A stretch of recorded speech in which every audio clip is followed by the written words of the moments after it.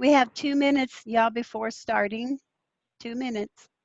Hold up. Audio now unmuted. Hi, my name is Louise from Florida.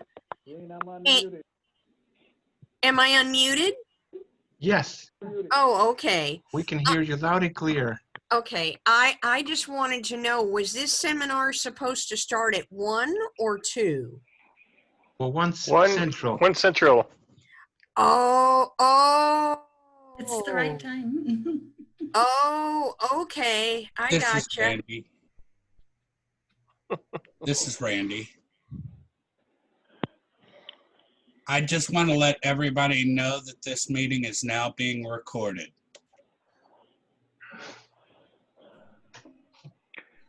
Ron Brown is here.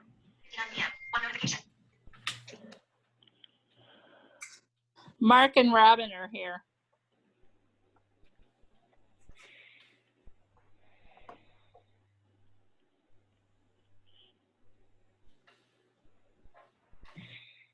Louise, you have your hand raised. Hold up. Audio now unmuted. I already asked my question. Okay, we will lower your hand then. Okay. Thank you. There we go. Well, let me find Sheila here. Hold up. Audio now unmuted.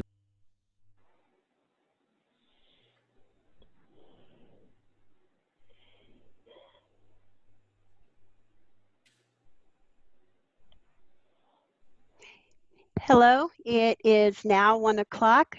I want to welcome all of my fellow Missourians and all of my Federation family from across the country. This is the seminar for transition opportunities inside the fear.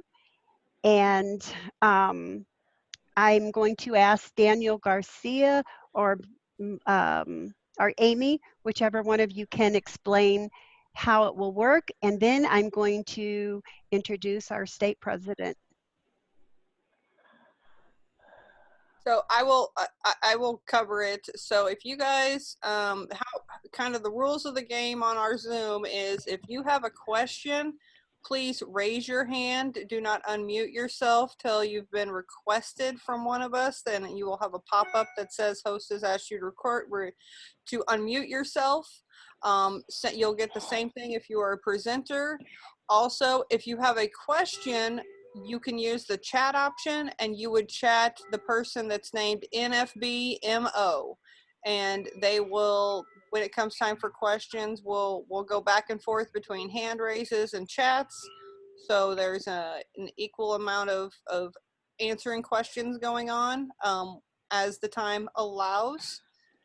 And I think that's it.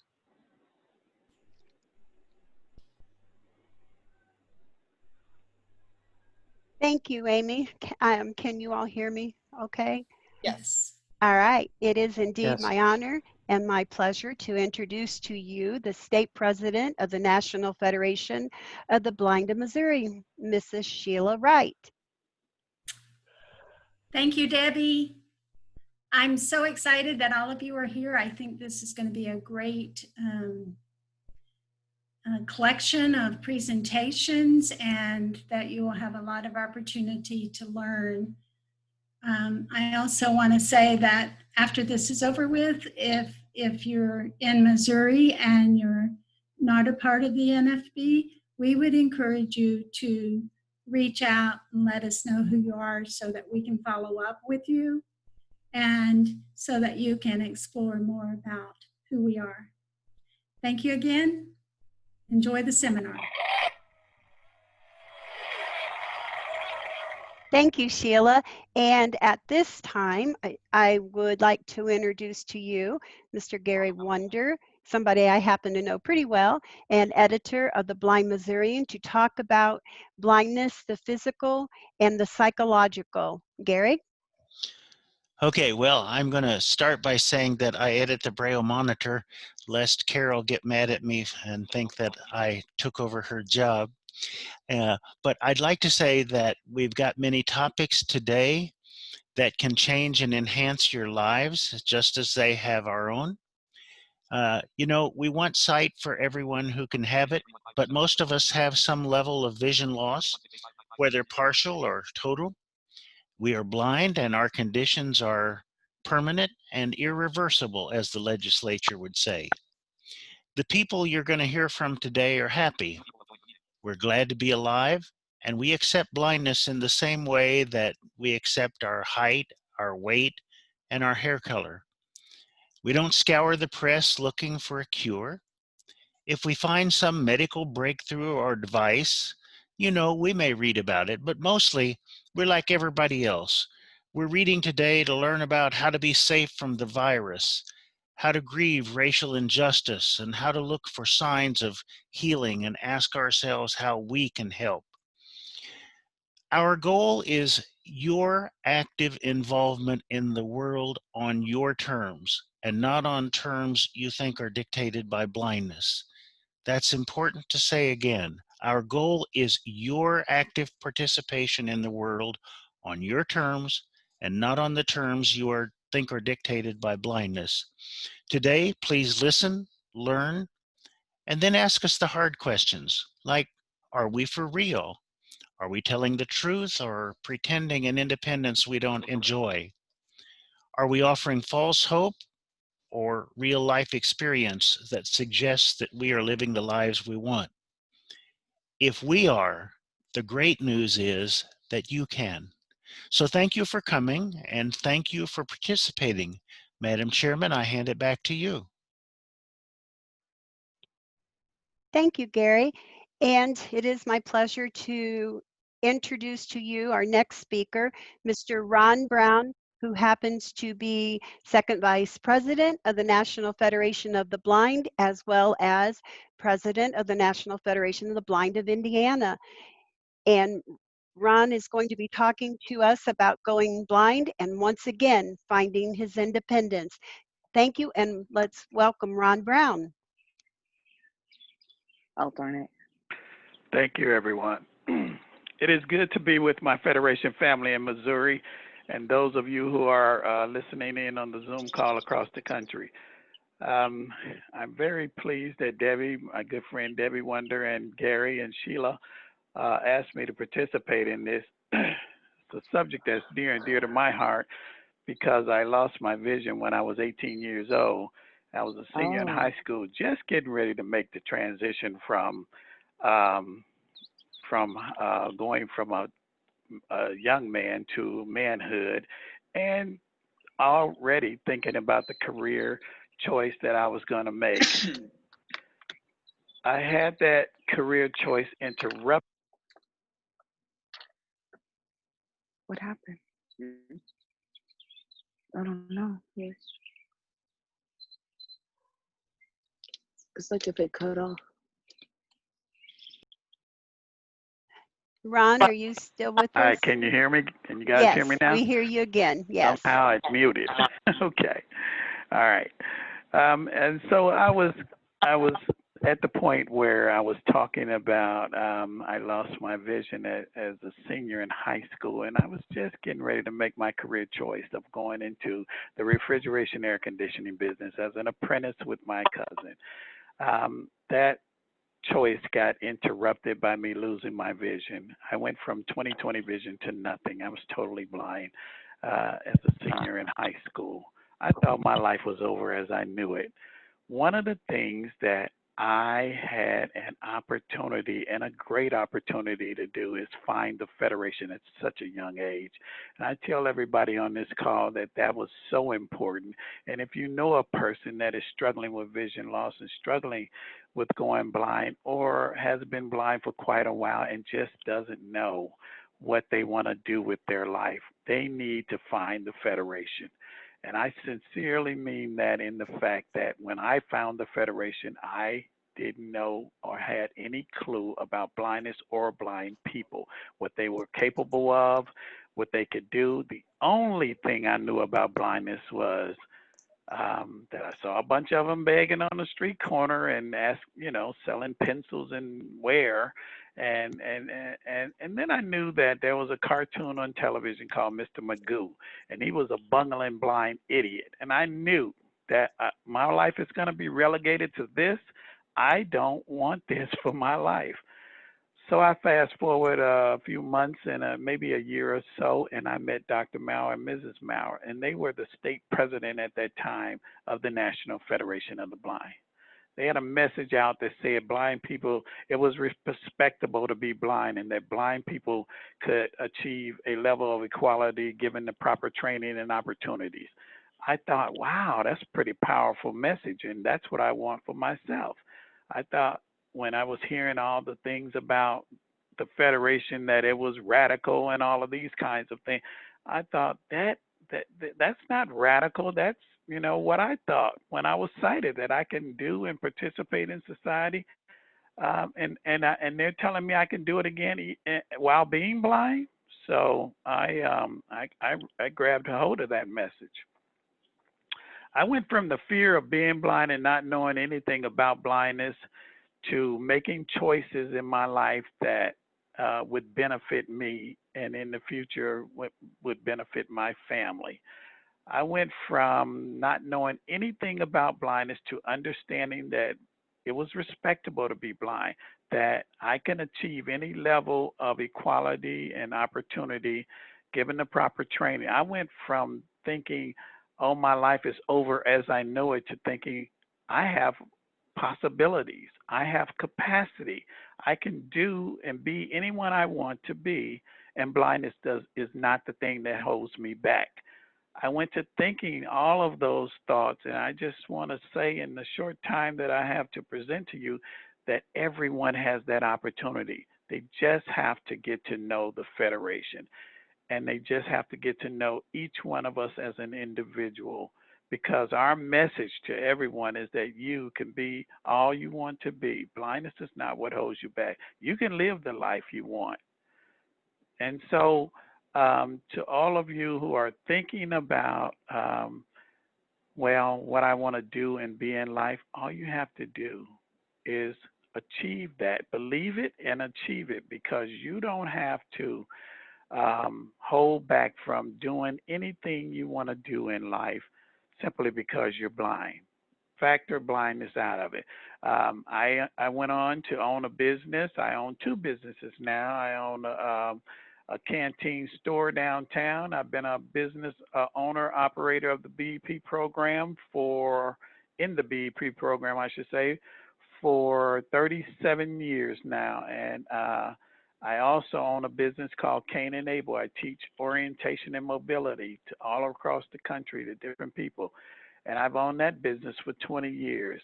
My life as a businessman was thought out early in life in the refrigeration air conditioning business.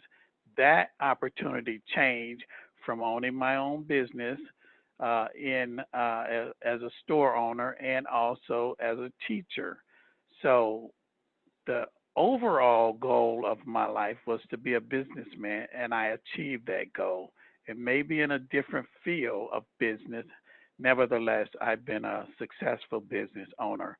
I changed the fear in my life from a false emotion appearing real. I changed that to believing and becoming that I believe in, and that is a businessman who has achieved a level of equality and opportunity, not because I was blind, but in spite of it.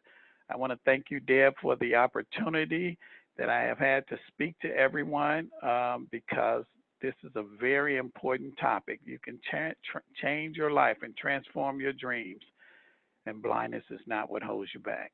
Thank you. Thank you, Ron, very much. Would you have a few minutes to stick with us if anyone has a question? Absolutely. All right.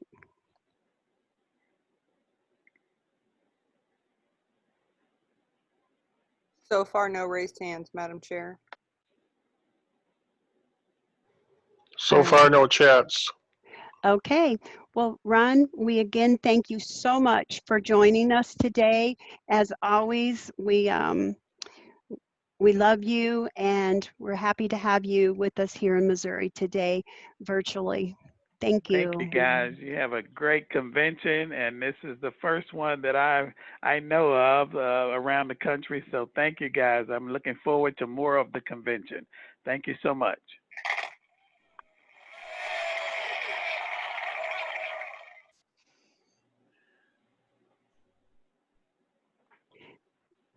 All right, I hope you can hear me again. Our next presenter is our very own Robin House, and those of you with agenda can see that Robin has several credentials, and she is going to be talking with us, believe in yourself and understanding self-efficacy. Thank you and welcome, Robin.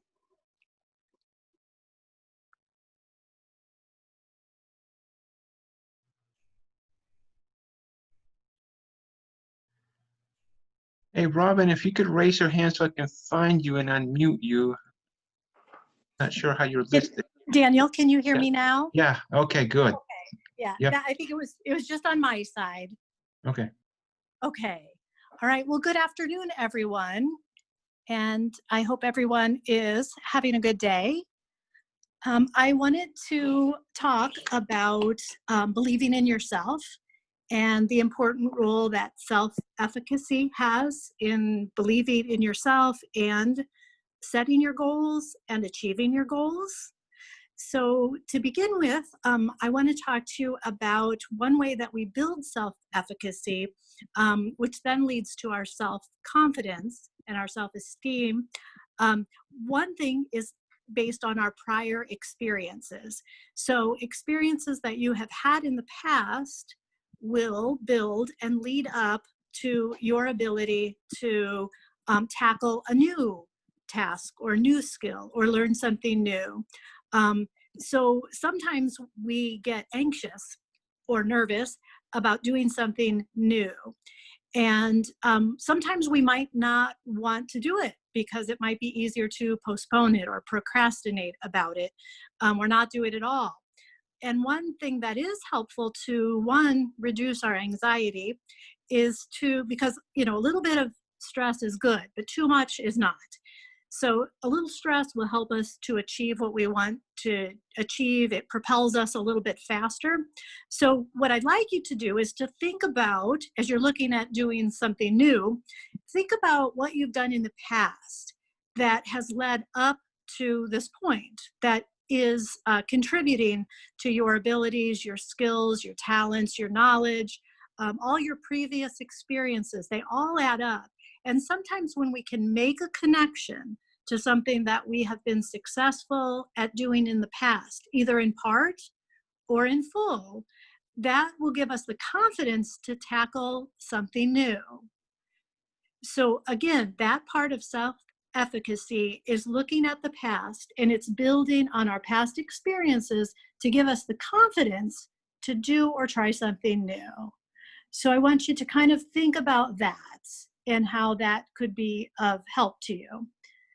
I know that I've been able to do that, and it does help me kind of to try new things.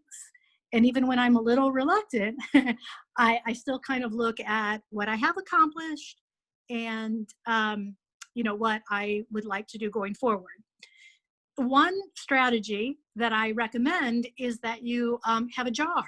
And in that jar, it can be your many, many accomplishments over the years. And sometimes, like if you're needing to remind yourself of all the wonderful accomplishments you've done, you can dip into your accomplishment jar and you can remind yourself, sometimes we need reminders, to remind yourself of all the things you've accomplished. And again, that will prepare you for trying something new. So that is one domain or dimension of self-efficacy. There is another domain of self-efficacy, and that is kind of vicarious learning. So when you observe someone doing what you would like to do, that gives us motivation and confidence to try it ourselves. In other words, if they can do it, I think I can do it. And with that piece if you think you can, you'll probably figure out a way to do it. However, the reverse side of that is if you think you cannot do something, you're probably right, because our mind, our brain is very strong. It really listens to kind of the things that we think and the things we say in our head or the things that we say out loud. So if we believe we can do something, we can. And if we believe we can't and we say that or think it, then you're probably right on that side too. So staying positive that you can accomplish your goals is going to be far more productive than the negative side. Now, negativity or pessimism is not a bad thing. It just means like pessimism or negative is a sign of caution. And it still means we can proceed, but it's just something like gnawing at us a little bit to pay attention to this. And you might have to calculate that into staying on the positive side and making gains towards your goals. So again, that has to do with when we see someone else doing it, and maybe it is something like, I'm trying to think, like giving a speech, for example. You might be, I don't really like doing that. I don't want to do that. And you see someone else doing it and you're like, oh, I think I can do that. And then you give it a try and it works. And then all of a sudden you have a new experience to build on for the next time. So that's how building this idea of self-efficacy works. So it's our past experiences. It's seeing other people do this. And this is particularly important when we think about children. We are modeling for children through each and everything we do, from the words we use, and more importantly, from our actions, we model for them. However, we also model for others that want to be doing maybe something similar to what we're doing. So I wanted to mention that domain of self-efficacy too.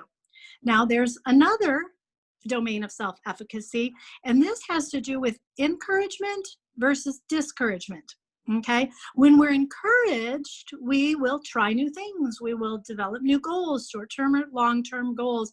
But if we feel more encouraged to do so, we will. And on the other side of that, if we feel discouraged, we might be more reluctant to even try, let alone to kind of proceed.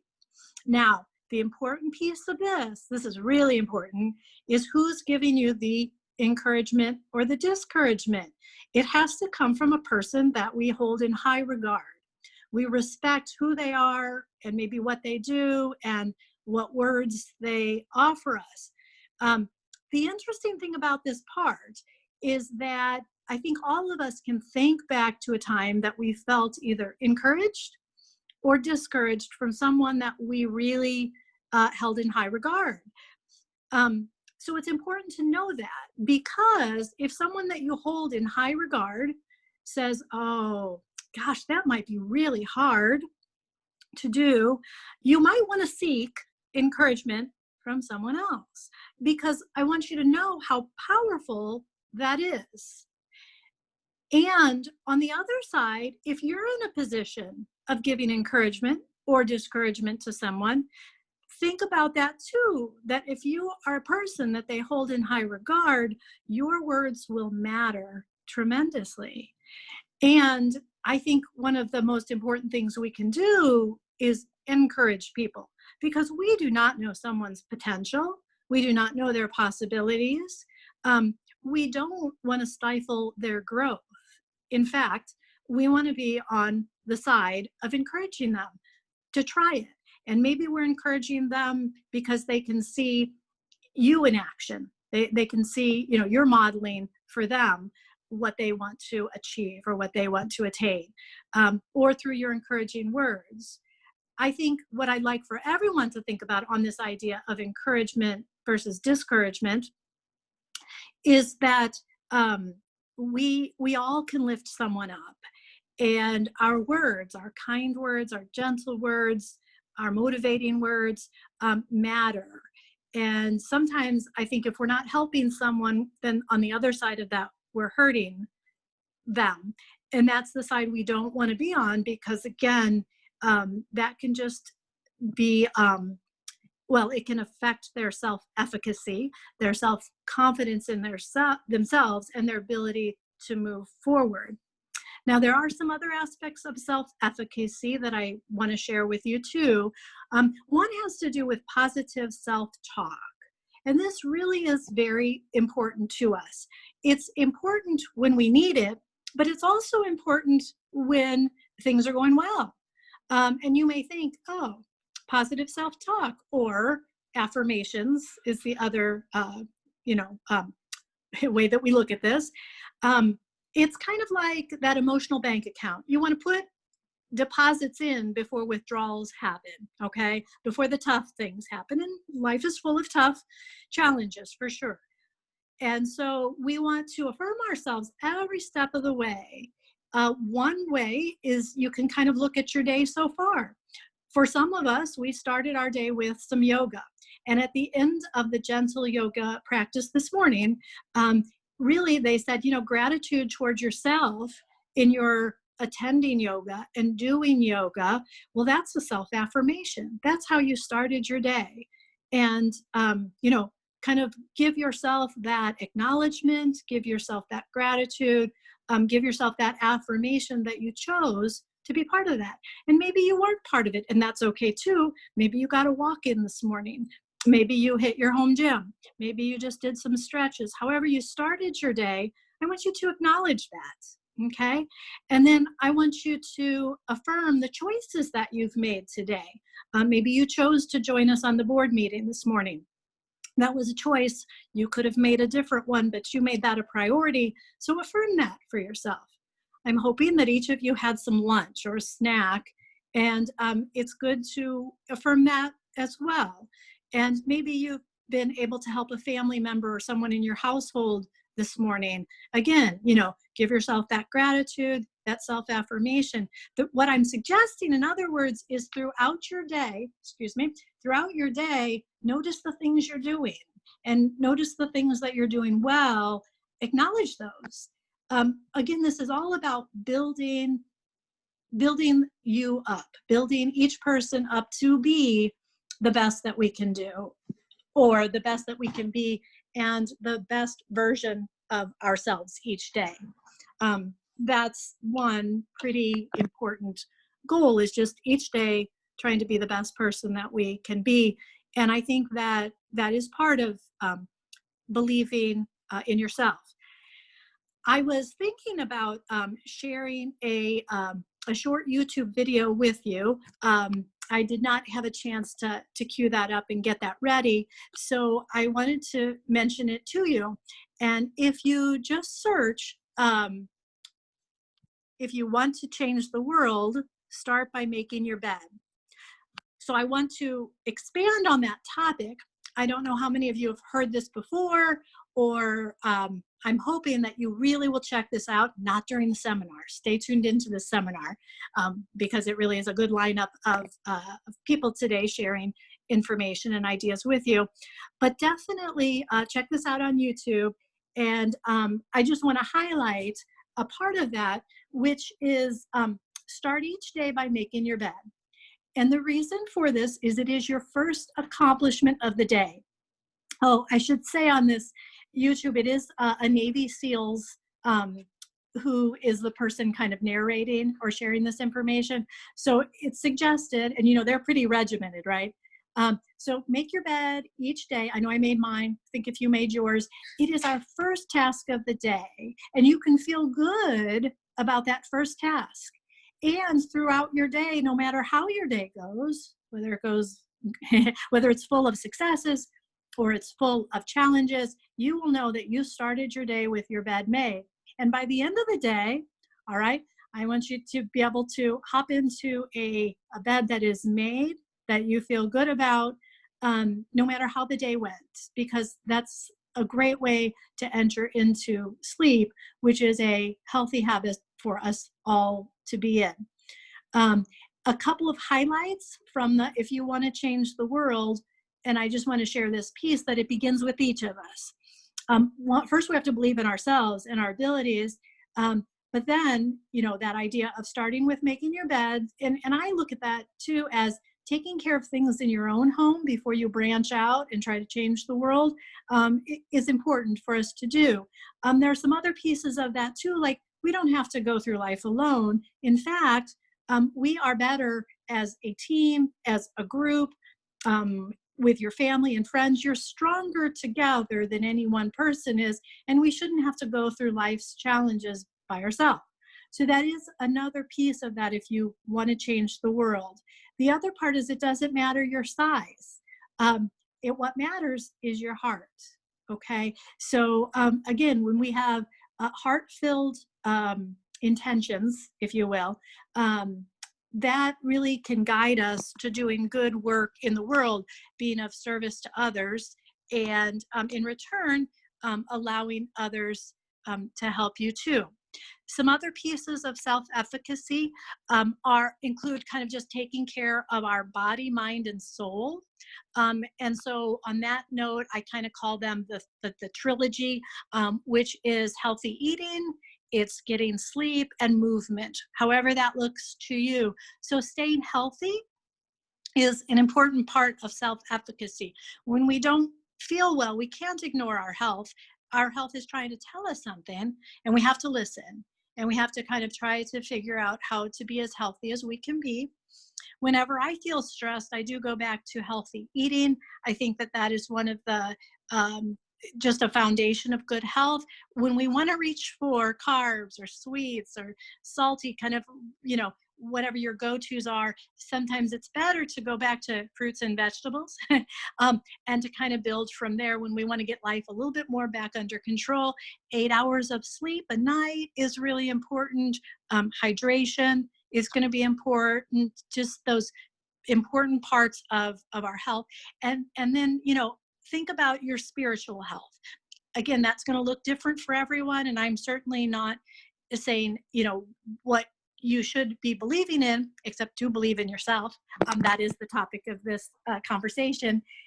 Do believe in yourself and believe in any higher power that gives you peace of mind in particular, and helps you to understand some of the changes that happen in life. And we all have been through a lot of changes lately, first with the COVID-19 and how that rocked our world. I mean, it changed how we do everything.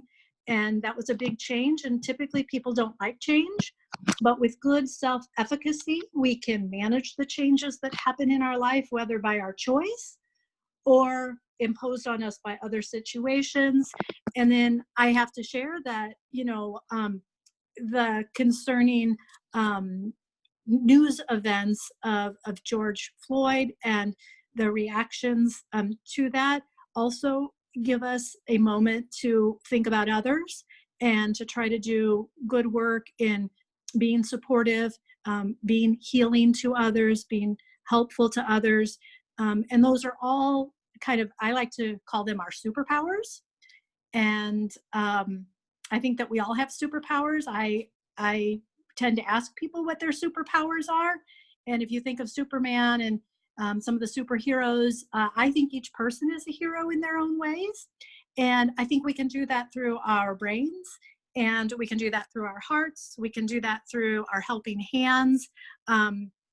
I recently was out on a walk, and a woman asked me for some help, but she didn't want to impose. She could kind of tell I was on a walk, but I, just, asked how I could help. And she was an older lady, and she was having trouble. It was kind of a warm day, having trouble with her planting her petunias.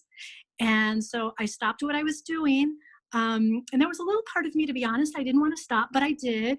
And, I helped her plant the petunias. And then she offered to, that I could wash my hands. She offered to pay me. I said, no, thank you. She offered me a Pepsi. I said no to that. And she said, what, you don't like Pepsi? And I said, well, I do. It's just, I did then say yes. And then continued on my walk. But it was nice to stop and help, even though it kind of changed my plans in the moment. So I guess just one last word on believing in yourself and understanding this idea of self-efficacy. It is important that we have long and short-term goals. It's how we get things done, and it's how we measure what we've accomplished. I do recommend an accomplishment jar. After you put it together, and again, it's any kind of a jar, you can decorate it the way that you want. You write things on it that you've accomplished over the years that you feel most proud of, and then you can rely on it during any time that you're needing some affirmation. I encourage you to do affirmations throughout the day. I encourage you to seek people for encouragement and to just have that belief in yourself that you can do anything that you set your mind to. And sometimes it does involve our resources, connecting with others to maybe find out, I don't know how to do this, but I'll get the answers. And that's part of self-efficacy, is maybe not knowing, but finding out and then making strides forward. So those are the things that I wanted to share. I'm wondering if anyone has their own thoughts, ideas, questions. So far, no raised hands, Robin. All right.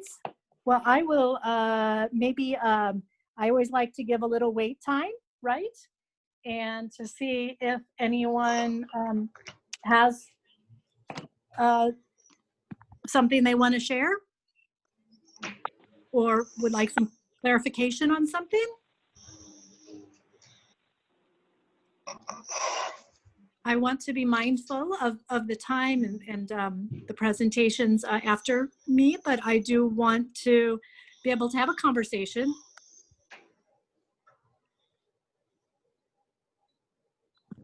Gary Wonder. Hi, Gary. I would like to know what part meditation and mindfulness plays in your self-help. Yeah, that's a really good question. I believe in taking time each day for meditation. And I typically do that as part of my yoga practice. I see those things as like they go together. And one could consider them to be mindful too. Mindful is that anytime you can clear your mind of all the things that are going on, that's going to be helpful, because a clear mind helps us focus on what's new, what's coming up. You know, a cluttered mind on the other side can kind of hold us back because we have just too much that's weighing us down. So I feel that mindfulness and meditation they provide a lighter feeling, a feeling like I can accomplish what I would like to accomplish, whether that's in each day or in each week or then longer. So ideally, I try to use yoga and meditation daily. Sometimes I don't, and I understand that about myself. Oh, I didn't have a chance to do that today. So I might substitute it with maybe a walk out in nature. Oh, that is so mindful. And again, I don't typically take my phone with me because it is supposed to be my special time. Sometimes I have that special time on a swim. I enjoy swimming, and that's kind of another mindful thing, because you're just focusing on your strokes and the water and the feel. So you're kind of clearing your mind and you're mindful at the same time.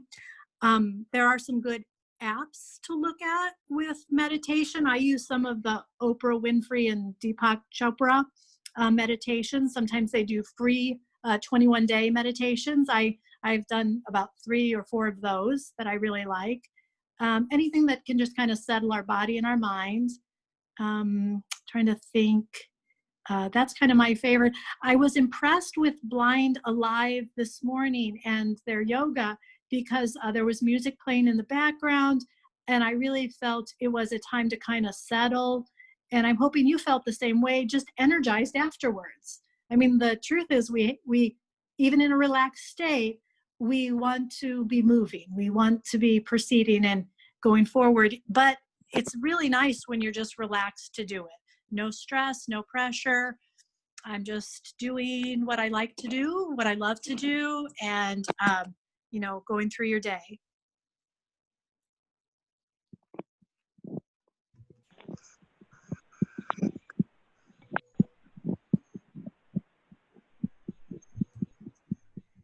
Julie Deedon.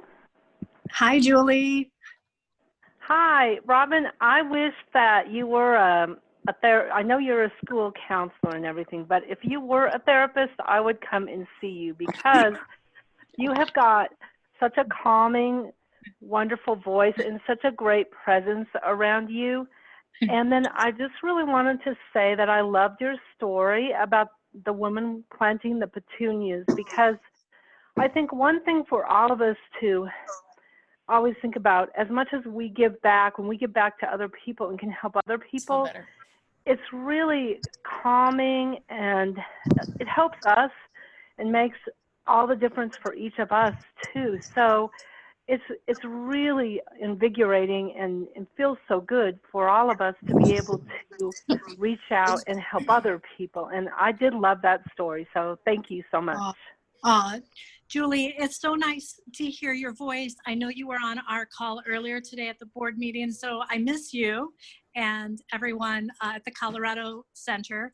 And just to update you, I have earned my credentials as a licensed professional counselor. I am doing some private practice work. I've been credentialed by 3 insurance companies. What are they? Cigna, Anthem, and United Healthcare. So I'm doing a little bit with private practice in addition to the school counseling work. So I just wanted to share those updates, and I love hearing from you.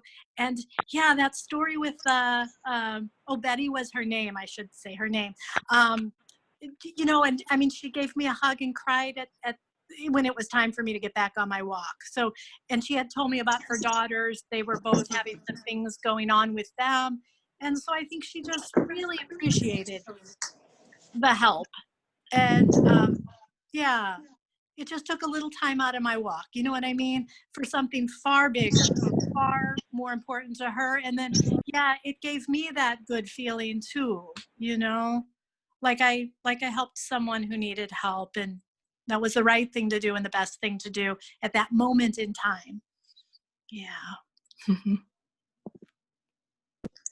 Thank Julie you. McGinnity. Hi, Julie. Hi. Hi. Miss you too. I miss you. Oh my gosh. Yes. Sorry, I had my hand raised and I didn't want to be disruptive. I just have a question for you. Sure. And I'm glad you weren't disruptive. You know, we would have had to talk about that later. I know, right? I know. Not that anyone else was. I just, anyway, so when you were talking in your, the first part of your little speech about how, like, you know, watching someone else do something is an inspirational thing. I actually have kind of a question about that, because I know sometimes, and I don't think I'm the only one who falls in this trap, but there are a lot of people who see other people, and not just a blindness thing, but I'll just use, you know, the blind community as an example, but we see other people and they're amazing travelers and they're, you know, they're great leaders and they do all these things, and they, you know, at the same time as they're inspired, they're also thinking, oh my gosh, like I could never do that. I could never be that confident or that good at travel or that, you know, whatever. And I wonder, like, because it kind of overrides the inspirational feeling that, you know, you should get from those things. So I wonder what kind of, you know, not that you have 20 minutes for another speech on it, I guess, but I know it's kind of a tough question, but what kind of advice you would give someone who kind of falls into that, you know, that trap of comparing themselves to others? Yeah, well, I think that is a great, like that's something really to think about and ponder. And I think there are many layers to that. I think on one hand, I think it's good to have that awareness that it's a possibility, that it happens, that it is a way that we build our own self-efficacy. So I think that's really part of why I wanted to point out these different domains of self-efficacy, because I think on one hand, I think you're right. You may notice it when it's happening, but you might not, you know, just knowing that is part of how we have that momentum to move forward. And again, these domains aren't separate. They're all kind of connected with your past experiences, encouragement from other people, our our health, our social, spiritual, emotional health, all of those pieces all kind of, flow together. I think that one thing about, you might have to search out other people who are doing something that you want to learn more about. But they do call it sort of the vicarious learning, where we're just learning because people around us in our environment are doing something similar. So again, kind of that vicarious learning part. And I think asking questions is helpful. I think, using whatever resources you have at hand to gain more information, whether it's, could we have a conversation? I'd like to know how you're doing these things. So again, that could be that a little bit of like that mentoring piece that I think fits into that category. You remind me, and again, I won't take 20 minutes to say this, but I did some mentoring of a new counselor, new school counselor this past school year, and it's one more year next year. But because of COVID-19, we had to do it all by phone. And we got this unique opportunity for mentor and mentee to be on the same phone call. Okay. Now that doesn't happen in regular times. It does not. But our district said you have to have 2 counselors on the phone if you're talking to children, and no Zoom calls, no visual. And I was just fine with that idea. But I joined her, and what a great way to sort of mentor and mentee relationship, because she could hear my responses. When there was quiet time, she could hear what my thinking process was and how I might have allowed the silence, but then also took a step forward in the conversation. And I just found that to be truly, in a mentor-mentee type of a relationship, truly invaluable. And again, we wouldn't have done that if there wasn't the COVID-19 shutdown. Robin, Robin, we have several hands raised. I think. Go ahead, Debbie. Okay, I think that we'll need to move on, and I'm pretty sure that Robin will be here throughout the whole weekend. Indeed. If you would like to reach out to her. Just a second, Debbie. All right, so at this time, I think we're going to move on to our next topic, which is, so you're diabetic, who needs another challenge? And first of all, I want to wish this particular person a happy birthday week. I believe in a whole week of birthday celebrations, and his happened to be yesterday.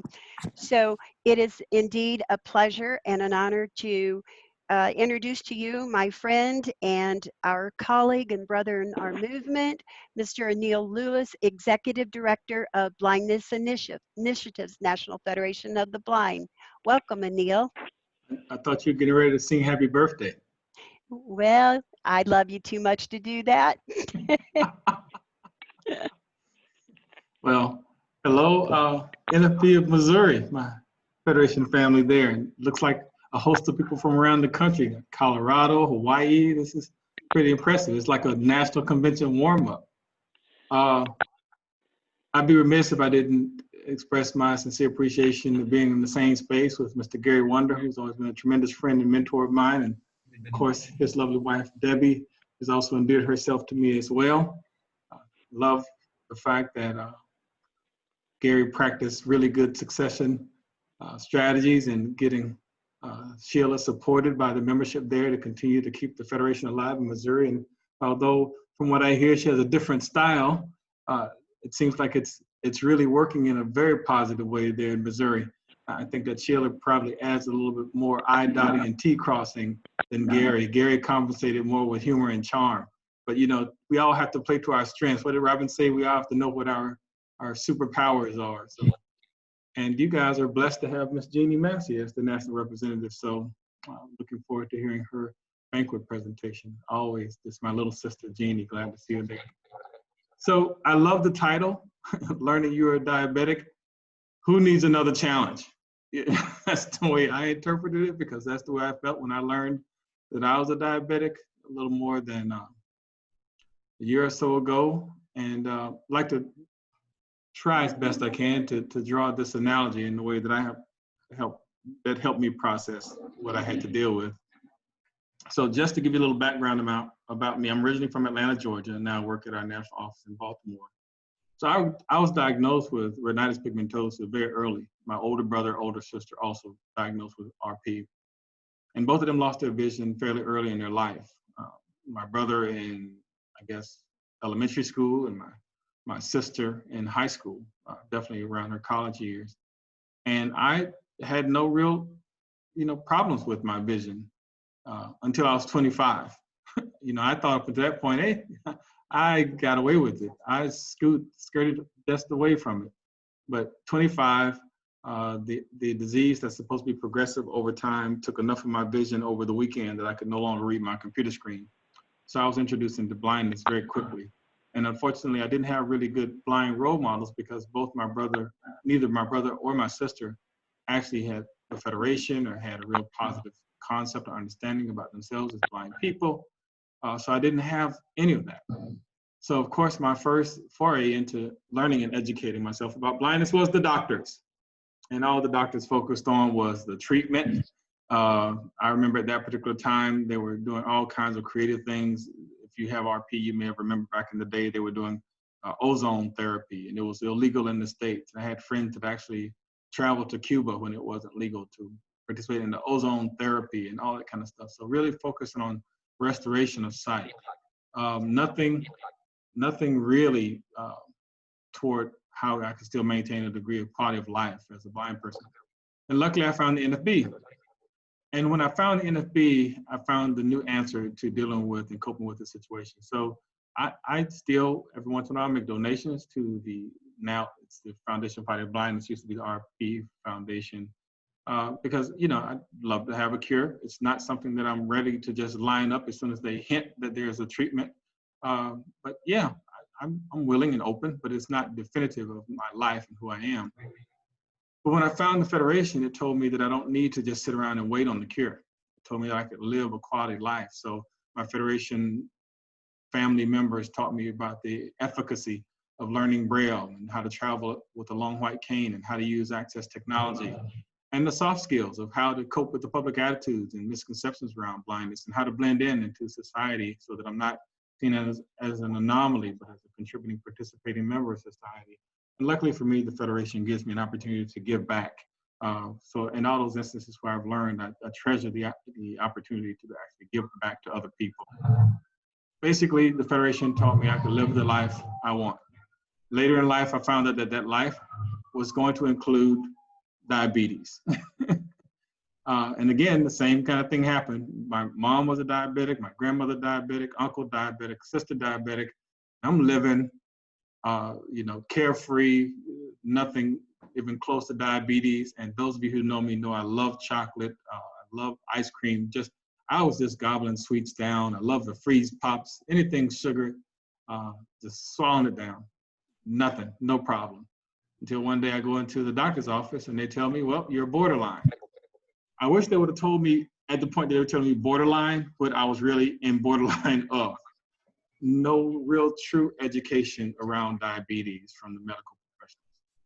Again, just like the diagnosis of blindness, they were really focused on the medical stuff, the treatment, and they prescribed the drugs and talked about different referrals and those types of things, but never really talked to me about living my life or living with diabetes. And luckily, again, within the Federation, I found not only that it's helpful to go and talk to diabetics, right, to balance what the medical professionals are telling you, but in my particular instance, to talk with blind diabetics. And in so many instances, I've learned so much. I recently had, traveled to the New York affiliate, and I went to the diabetes meeting there.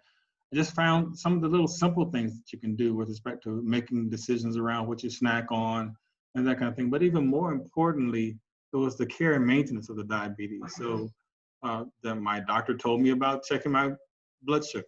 They knew that there were some devices that could help a blind person do it independently, but did they know? No. I had to go to my Federation family, and they taught me about the Prodigy meter. I learned how to use the Prodigy meter and how to take my blood sugar by pricking my finger, that kind of thing. So it was helpful to have those conversations around how I could still be independent in the maintenance of my diabetes. And growing on that, of course, we're not static. Having those conversations with other blind diabetics, and I see on the agenda that someone's going to be talking about this in more detail, and just talking back and forth with Gary, it's not just about sharing techniques and strategy. I want to say that first of all, dealing with this, it's really puts a psychological burden on you in addition to the physical aspects of it. And just being able to sit around and talk about it and how it's reshaping you and how you feel, because it really is a significant life change if you're going to be appropriately addressing the diabetes. I could have just easily stepped out there and still lived the life in the same way I was living with just such disregard. But I wanted to take it serious, and I was able to find in Debbie and Gary, sounding boards, but even more so giving you that hard news feedback. So when you start exhibiting or demonstrating behavior that's not productive, you got close friends that you can tell you stop that. But in addition to that, sharing best practices. Gary called me up one day and he was so excited about this Freestyle Libre, which again, I think someone's going to talk about in more detail, so I'm not going to talk about it, but I am going to say that it changed my whole perspective and ability to manage my diabetes. But in the context of what I'm sharing here, the thing that was very frustrating for me, well, two things about it. Is one, and I'm still advocating, I'll be writing an appeal letter to the insurance company, is that this particular tool is not covered by insurance. So I have to pay out of pocket to get the Freestyle Libre. And when I reached out to my doctor to help me advocate, I called the insurance company. They said, yeah, you have this, and the doctor can write a letter. I called them. I said, well, I need you to write a letter. Oh, we already did. I said, well, in your letter, did you talk about that I was a blind person? Well, we sent them copies of your medical records. So it's there. I said, yeah, but did you highlight that I need an accessible way of checking my blood sugar? And they're like, well, we know other blind people and they don't need this particular device. And I'm like, well, I understand, other blind people, but this is what I would like to use. And then they were saying, well, what you're talking about, this device, it's more for people who are real diabetics, because I'm only on like metformin, et cetera. Real diabetics who need a continuous glucose monitor, et cetera. And I said, well, to be honest with you, it gives me the opportunity to monitor my diabetes in a way that's going to prevent me from becoming insulin dependent and needing a continuous glucose monitor. Can you help me with that? It was just so frustrating that they were not supportive of my advocacy to get this insurance to cover this, which I just thought it was so backwards. And I just cherish the fact that the National Federation of the Blind really taught me how to advocate. So with that particular incident, I would believe most people would say, not going to worry about it. But no, I'm going to see this through. And I do believe that I think I can make the argument that will at least get the insurance companies to cover this as a device, because the business case is the fact that I've been able to monitor my blood sugars the way that I have with this device has lowered my A1C. I think it was originally like 15 something. And now I'm down to about a 6.5, which is phenomenal. And I'm gonna tell you, that's happened only in like the last, I think Gary turned me on to this. It hasn't been 90 days of utility of the device yet, but in the last 4 months, I'll say. So that's how dramatic the intervention has been. So when I went to my doctor about a month ago, and he saw my numbers and was very impressed with my numbers, and I was telling him why this change had taken place, he was still so dismissive. He said, well, you're just one of those people who probably likes to check your sugar a little more frequently than others. And I'm like, given the opportunity to check my sugar without having to stick a needle in my finger every time I do it, that was the deterrent, not the lack of desire to have the information, but having the information is key. So to bring it all back in one full circle, that's what we as an organization fight for. If we have access to the information, we have the intellect and the capacity and the ability to make those decisions that not only help us live the lives that we want, but contribute the value that we have to society and to make society a better place. So I'm always up for a new challenge, but I'd prefer if it was not a challenge that threatened my health. And I'll leave you with two pieces that I learned from my cousin, who is a medical doctor he's an overachiever. He's a medical doctor. He's a colonel in the Air Force, and he's also an ordained reverend in the Baptist church. Can't stand him. No, he's a great guy. I love him. And he told me two things. One, he made diabetes real to me because when I started feeling better, I started feeling better. And he said, well, you know what? That's the way diabetes is. You're going to feel better till you don't. And that was powerful. And he started talking about the damage that can be done with the organs, et cetera, that you just don't know. The damage is there until it's so bad that it's probably nothing you can do about it. Another thing he did was he gave me some practical advice, which has also helped in me maintaining good blood sugar levels. And I don't know why my doctor didn't tell me this. He talked about cardio and referred to a dietitian. But my cousin just had me start doing work on my big muscle groups. So I went to get some dumbbells and I do squats and lunges and curls and to build, my bis, my tris, my glutes, my quads. So that's really helped as well because those big muscle groups burn a lot of the sugar off. So there's some common sense stuff that I am hopefully giving back to all of you by sharing my lived experience with diabetes. And I hope that we can continue to support one another until a cure for this disease has been found. So thank you guys for giving me the opportunity. Be happy to take any questions you may have.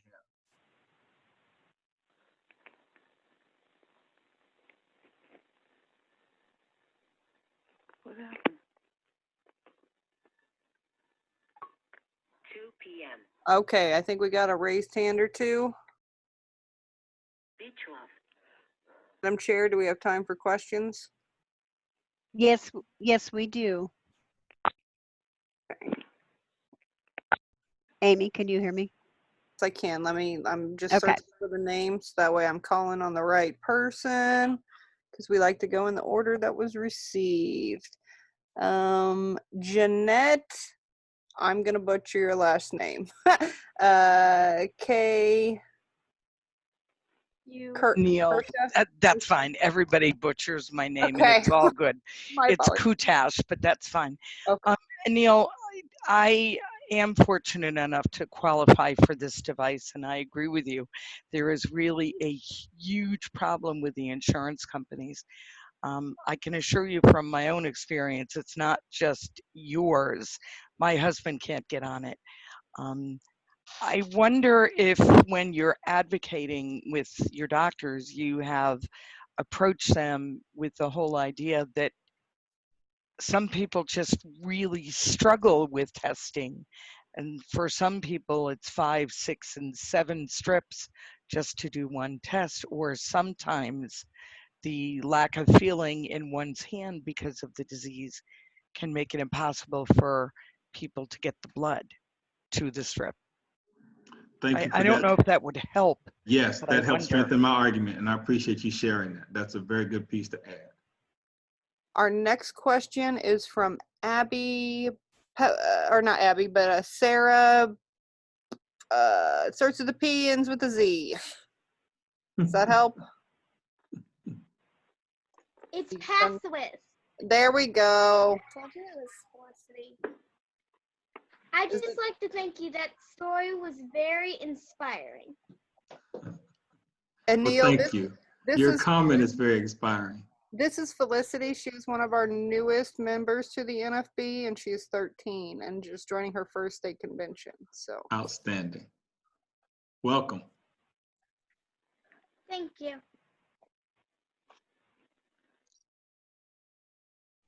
Any other questions? Hold up.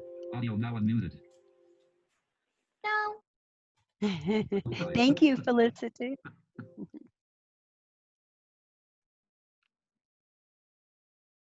Awesome. I do have a question. Excuse me. My name is Louise, and I'm newly diagnosed about a year ago. I too take just medication,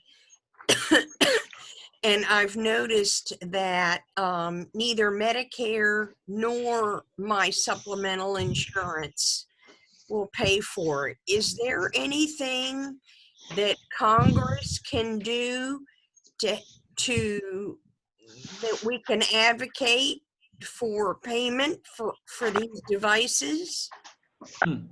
That's a very interesting question. I have to admit that I'm not as knowledgeable. Mine is a private insurance, so I'm not really familiar with what Medicare and Medicaid covers related to diabetic-related expenses. But we can do some research. Oh, that would be good. Thank you. Mm-hmm. This is Ruby. Hold on, guys. We're calling you guys in the order that's received. So we're getting there. Gary, you had your hand raised.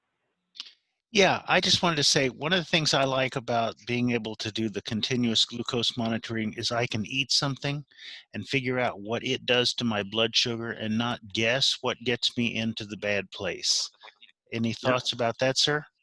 No, that's how you convinced me, and that really was the game changer, because you test it in the morning, you get that fasting sugar, and you don't realize throughout the day, and it's just been surprising. Some of the things that you think no problem at all spikes the sugar, and then other things you think would have a real bad effect on it, no, it's fairly minimal.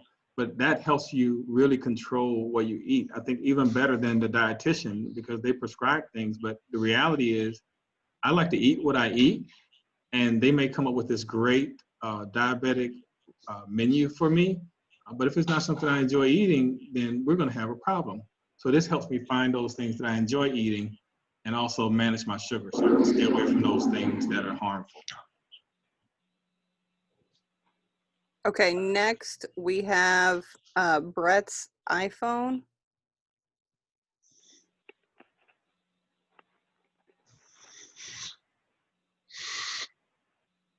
Well, Mr. Ford, let's go.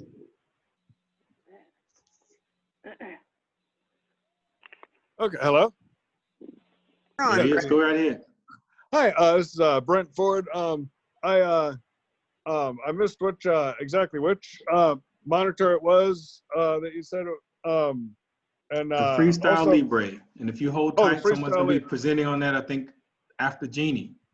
Okay. Also, in case people don't know, I heard somebody talking about having problems getting blood. I don't remember if it was a fellow diabetic or the doctor who told me this, but if you run your hands under warm water for maybe a few seconds or a minute, I've had much better luck with that because without doing that, sometimes I have to stick myself a whole bunch of times, and I ended up having to give up one day because I kept sticking myself in different fingers and the same finger, and it wasn't working. I get your warm water over your hands for a little bit, and it comes right out. It's real easy. Nice. That's a great tip. Thank you. Debbie, do we have time for more questions? I don't want to have more questions and run over to the next presenter. So do we have time for more questions? Amy, we can take 2 more questions. Okay, so our next one, you have the phone number, your last 4 digits are 1995. Yep, that's Brian. I'm wondering for this the CGM, is it hard for you guys to start a new sensor to take the picture right? Well, again, not to steal from the presentation on the Freestyle Libre, I found it very easy to put it on non-visually. It doesn't have a problem. I use the iPhone app to read the information, and the beautiful part about it is it collects data, so it can give you a whole journal of your test results. It can give you averages, a 90-day average or a 7-day average. So it's can it be improved? Yes, and I'll be writing to them. Hopefully the National Federation of the Blind can work with them to improve the accessibility of the app. But the fundamental information that we need in order to manage the diabetes is readily available. Does the Dexcom, you have to take a picture of the code, or I guess you could get Ira to tell you. And we are doing, I'll add this, we are doing research more on accessible medical equipment, specifically now starting with accessible glucose monitors. We'll be moving to accessible continuous glucose monitors, and then we'll move into other accessible medical devices as well.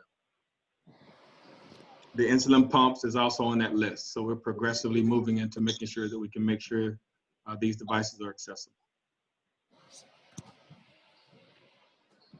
Okay, and like Debbie said, we only have room for one more, and the next person on the list is Melissa Kane. So I just wanted to make a quick comment. My husband, who is sighted, actually was just told a couple weeks ago that he was borderline diabetic, and he got the same information from his doctor. Basically, you're borderline diabetic, here's some medication, test your sugar, there you go. And that was very frustrating. Yeah, there you go. Yeah, I understand. So it's up to us. And then I'm glad that I'm part of a Exactly. family that can share this information. And I just wish I would have tapped into it much earlier, but I'm glad that it's here. Edit button. Anil, I want to thank you for your time. I hope that you can stick around for a while longer. We Certainly. very much enjoyed you today. So thank you so much. My pleasure. Thank you all. All right. So it is key to to measure your blood sugar, as you can tell by Anil's, and that also happens to be the topic of our next presenter, who is Jeannie Massey. She is Treasurer, National Federation of the Blind, and President of the fine state of Oklahoma. Welcome, Jeannie. Okay, sorry, I was trying to unmute myself. Thank you. I am really happy to be here, and I think my 14 and 16-year-old self would never have said this, but I'm happy to talk about being a type 1 diabetic. And I had thought I'd be a little pithy and cute and say, oh, Dexcom 6, how I love thee, let me count the ways. But I will say that having the ability to independently measure and test my glucose with a continuous glucose monitor has literally changed my life. And as I was talking to Debbie about a couple of days ago, gosh, I wish I would have had this kind of technology many years ago. The first glucose monitor that I had, for those longtime diabetics, you'll remember this, but it used to be the size of an NLS player.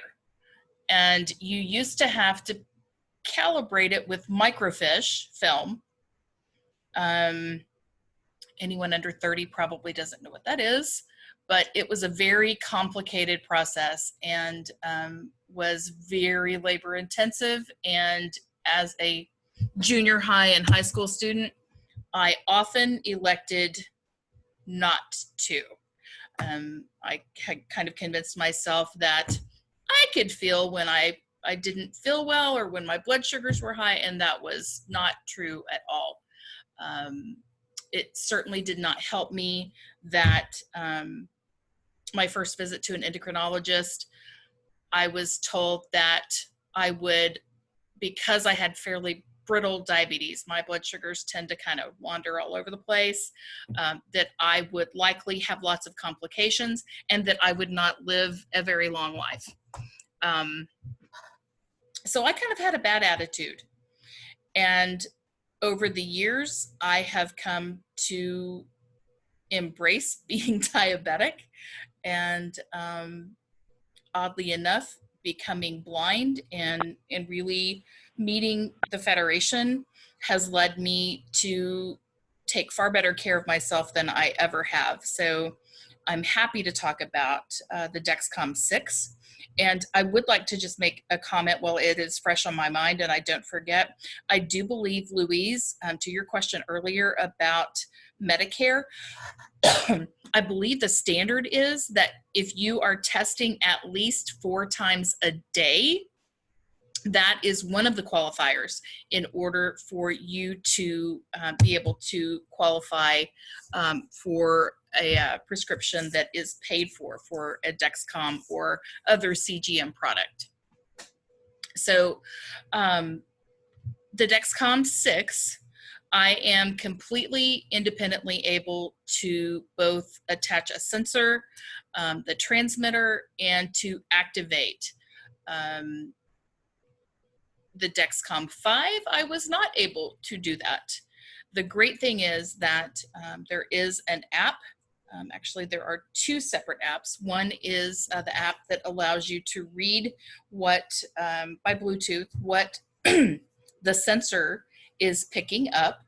Sensors on a Dexcom product are placed on your stomach, and you rotate sites so that you don't increase the likelihood of infection.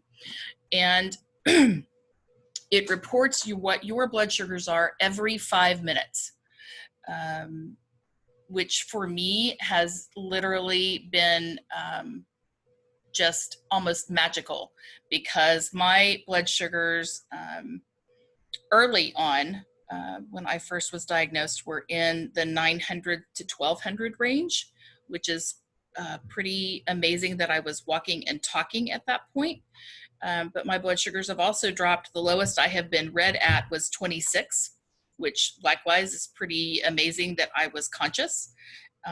So they do go up and down, but with this kind of technology, I am able to really make sure that I not only am making good choices as far as counting carbs and taking my sliding scale of insulin, but also being able to treat lows as they happen. So with, I assume the Libre and the Dexcom, you set a threshold and you can have an alarm when the blood sugars are going higher than what your threshold is, and you can set an alarm for when they go lower than what the threshold is. So for instance, in the middle of the night last night, about 3 o'clock in the morning, I got an alarm because my blood sugars were below 80.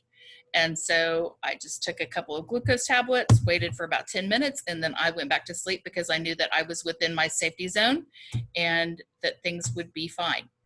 So that really has been, I think, the most advantageous benefit of having the CGM. I would also say that the other app that Dexcom has is one that allows you to share your reports with anyone that you choose to. And so I have an access code that my doctor's office gave me, and that was, we input that into my system. And so before I have an appointment with my endocrinologist, I can immediately make sure that they have received the reports and have access to them, and then we can talk in real time about what's happening with my blood sugars and with everything else in my health profile. So it's just been amazing. I would encourage all of you to really advocate for yourselves. And if you need help, reach out, because there are lots of us that are willing to help you in whatever ways that we can. And, you know, I think my 16-year-old self would have thought that I would never be at the point that I was, well, one, this old, because I didn't think I would make it past 30 or 40. And I think also that knowing that I do have control over at least that aspect of my body has really helped me mental health wise, and has made me physically far more healthy than I have been in a very long time. I think that's it. If you have any questions that I can take. Looking for raised hands. I have a question on chat whenever you're ready. Okay, nope, you go ahead. I'll wait on raised hands. Okay, let's get back to this and I'll ask that question.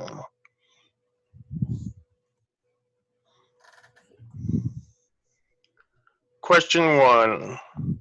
Does it verbally use, or does it verbally read every sugar reading, or does it just record it and then you could go back to the let's see, go back to the app and look at them, whether it is a good time for you to go do so.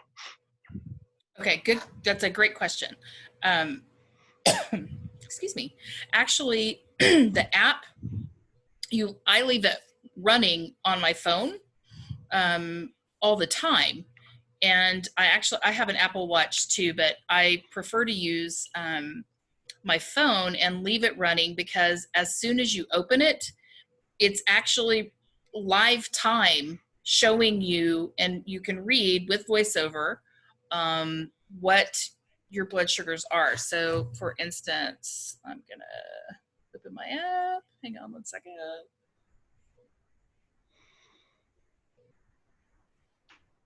And all right, so I ate lunch. They're coming down, and it's telling me that they're constant. But right now they are 199 and heading down, because I've taken my insulin, and that usually takes about 90 minutes to start kicking in. Because normally I run around, I'm going to say about 107 to about 131. So I'm headed in the right direction, and it's been less than an hour since I finished my lunch. So it's literally live in real time. Okay, thank you. We have a raised hand from Louise. Hold up. Audio now unmuted. Hi, Louise. Hi. I had a question as well as a comment. Sure. For me, I'm only testing once a day. So that's why Medicare wouldn't pay for the Libra. But my other question is there anything visual that you have to do, like taking a picture of something, or is it all something that you can hear auditorially? No, it's all, you can hear everything. You do have to take a picture, but it tells you when you've gotten it right. So you literally hold something under the phone, and it will tell you when you're done. Oh, okay. Yeah, it's pretty snazzy, Louise. Thank you. All right, Jeff, kick it back to you. There's another check. A follow-up question on the first one. When it updates the readings, does VoiceOver read them as it updates each time? Yes, but I mean, you have to, for instance, it's not going to just shout out what your blood sugars are every time the reading changes. But you can toggle over to the app and find out. So it's fairly simple and in my opinion, very straightforward to use. You got Debbie, do we have time for more questions? I think that we need to move on. I'm sorry for that, but if people want to send questions via email to me, I will make sure that they get to whomever can answer them and get you an answer back. My email is debbiewonder, WUNDER @charter.net. Jeannie, thank you very much for sharing with us. My pleasure. All right. So now we're going to move on to a less expensive approach, talking about the Libra, and it's my pleasure to introduce to you Jean Brown.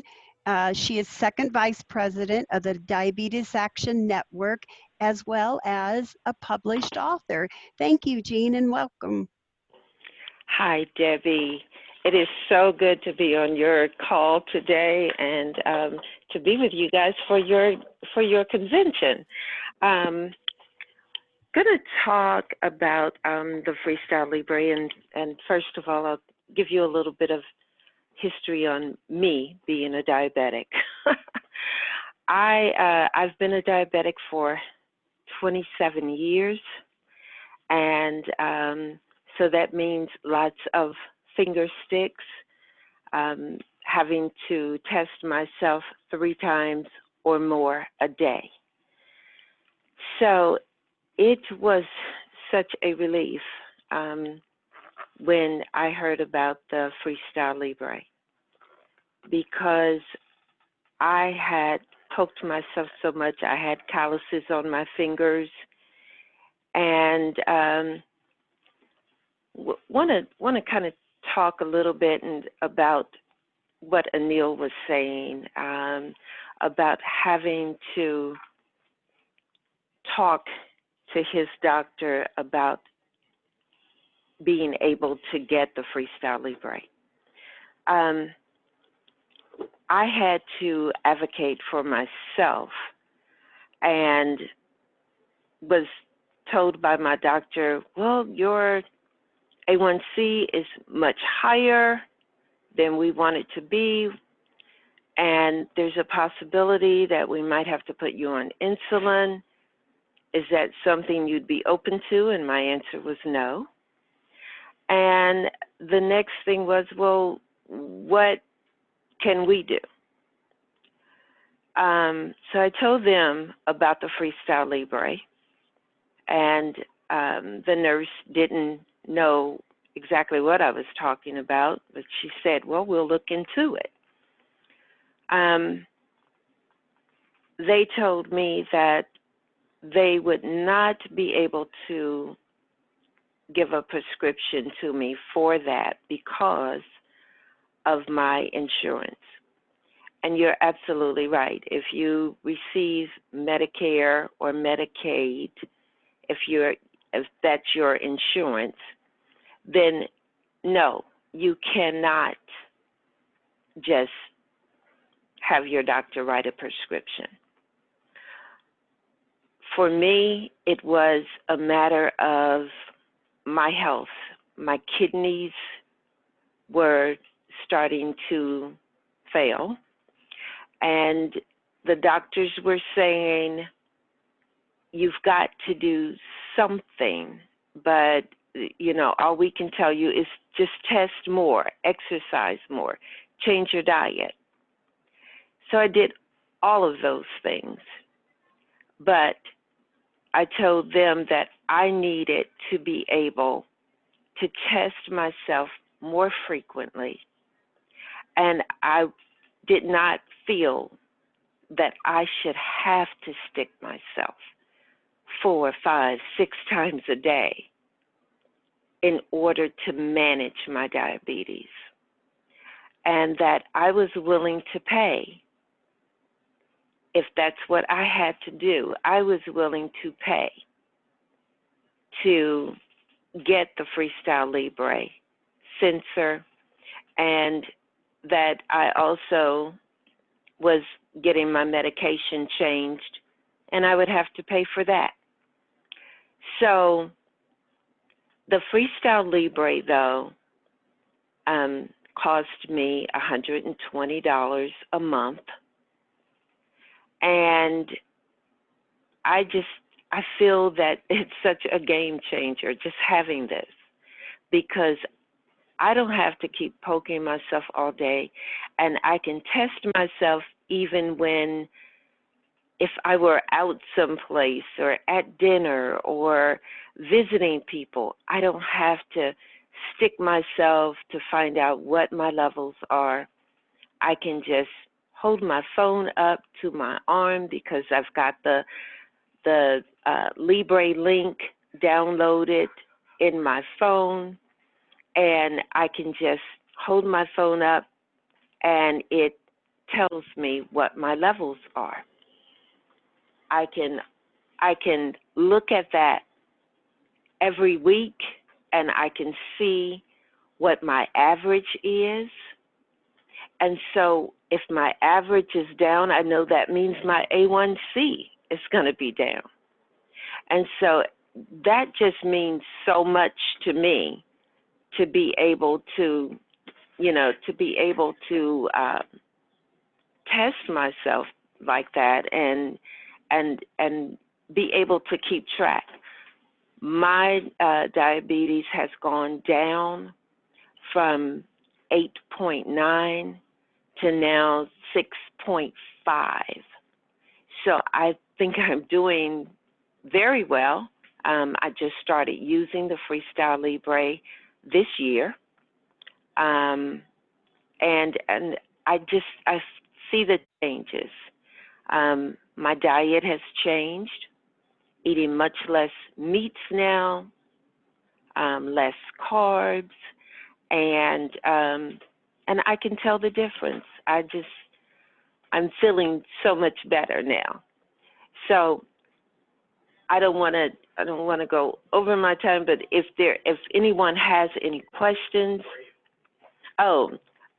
here's something to think about: is if you are a Braille reader, you definitely want to tell your doctor, I use Braille as my means of reading, and so I need to preserve what the feeling that I have in my fingers, because you end up with neuropathy and all those things being a diabetic, and you want to make sure that you can feel that Braille. It was important, and it made a difference to my doctor when I told them that I was a Braille reader and that I needed to be able to feel the Braille. So that's what I wanted to say, and if there are any questions, I'd be more than happy to answer. I have a question. We'll take one question and then we'll have to move on. But first I want to say, Jean, thank you so much for coming and being with us today. You're welcome, Debbie. All right. Chet has a question. What's the difference between the two CGMs besides the cost? The Freestyle Libre, I know that you put the sensor in your arm, and the other one I think you put on your stomach. Is that correct, Debbie? Yes, that is true, Jean. And the Dexcom it continuously checks on your blood sugar. It will alert you if you have a high or a low, depending on what number you have it set for. And with the Libre, like what Jean is talking about, is you take your phone over it, and it will You then can use read it the to you. Go ahead. you Sorry, can Jean. use the phone, or you can use the meter that you get with your first order, and the meter itself is like $80, but if you have a meter, you can use that. It will show up either on your meter or on your phone, but it will tell you when you test yourself if it's rising or if it's dropping quickly, or it will just tell you what it is. So that way you know whether you need to eat something, or you need to exercise, or whatever it is you need to do to make a change. Thank you, Jean. All right, You're welcome. Thank you, and you and Ron give each other a hug from us. Will do. All right. At this time, it's my pleasure to introduce to you a panel of very fine folks talking about what do you eat and who can you believe. And I'm going to introduce all of them at this time, and so when they're finished, they could pass it on to the next person. It is Gary Wonder and Kathy Hurley from Jefferson City, and Brian Burrow from California. And I want to thank all of you for joining us here today. Gary? Well, glad to be here. Thank you very much. You know, I've been reading books on exercise and diet and nutrition since I was 25. And it's because at that age, I found that my clothes were shrinking and my talking scale was saying ever more unpleasant things to me, like, one at a time, boys, one at a time, or please dismount from the pony and try again. Not very flattering, you know. So I've been doing regular exercise with a bicycle that uses my legs and my arms. It's called an Airdyne.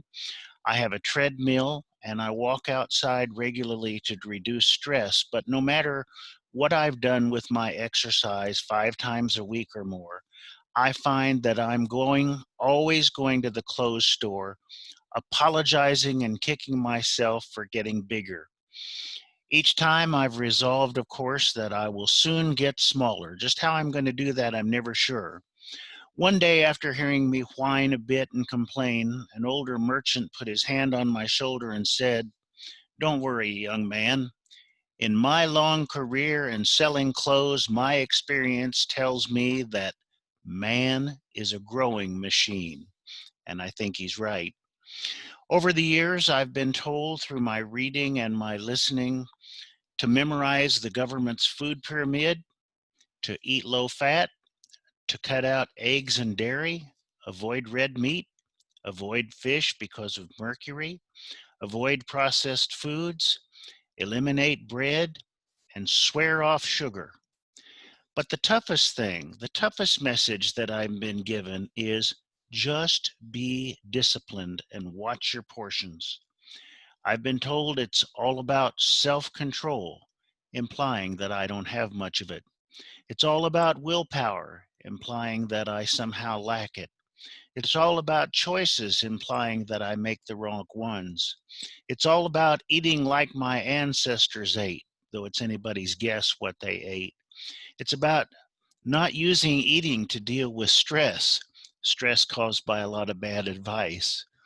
It's not snacking, limiting myself to 3 meals a day, feeding my body at least 6 times a day so that I won't ever get hungry, and even doing intermittent fasting.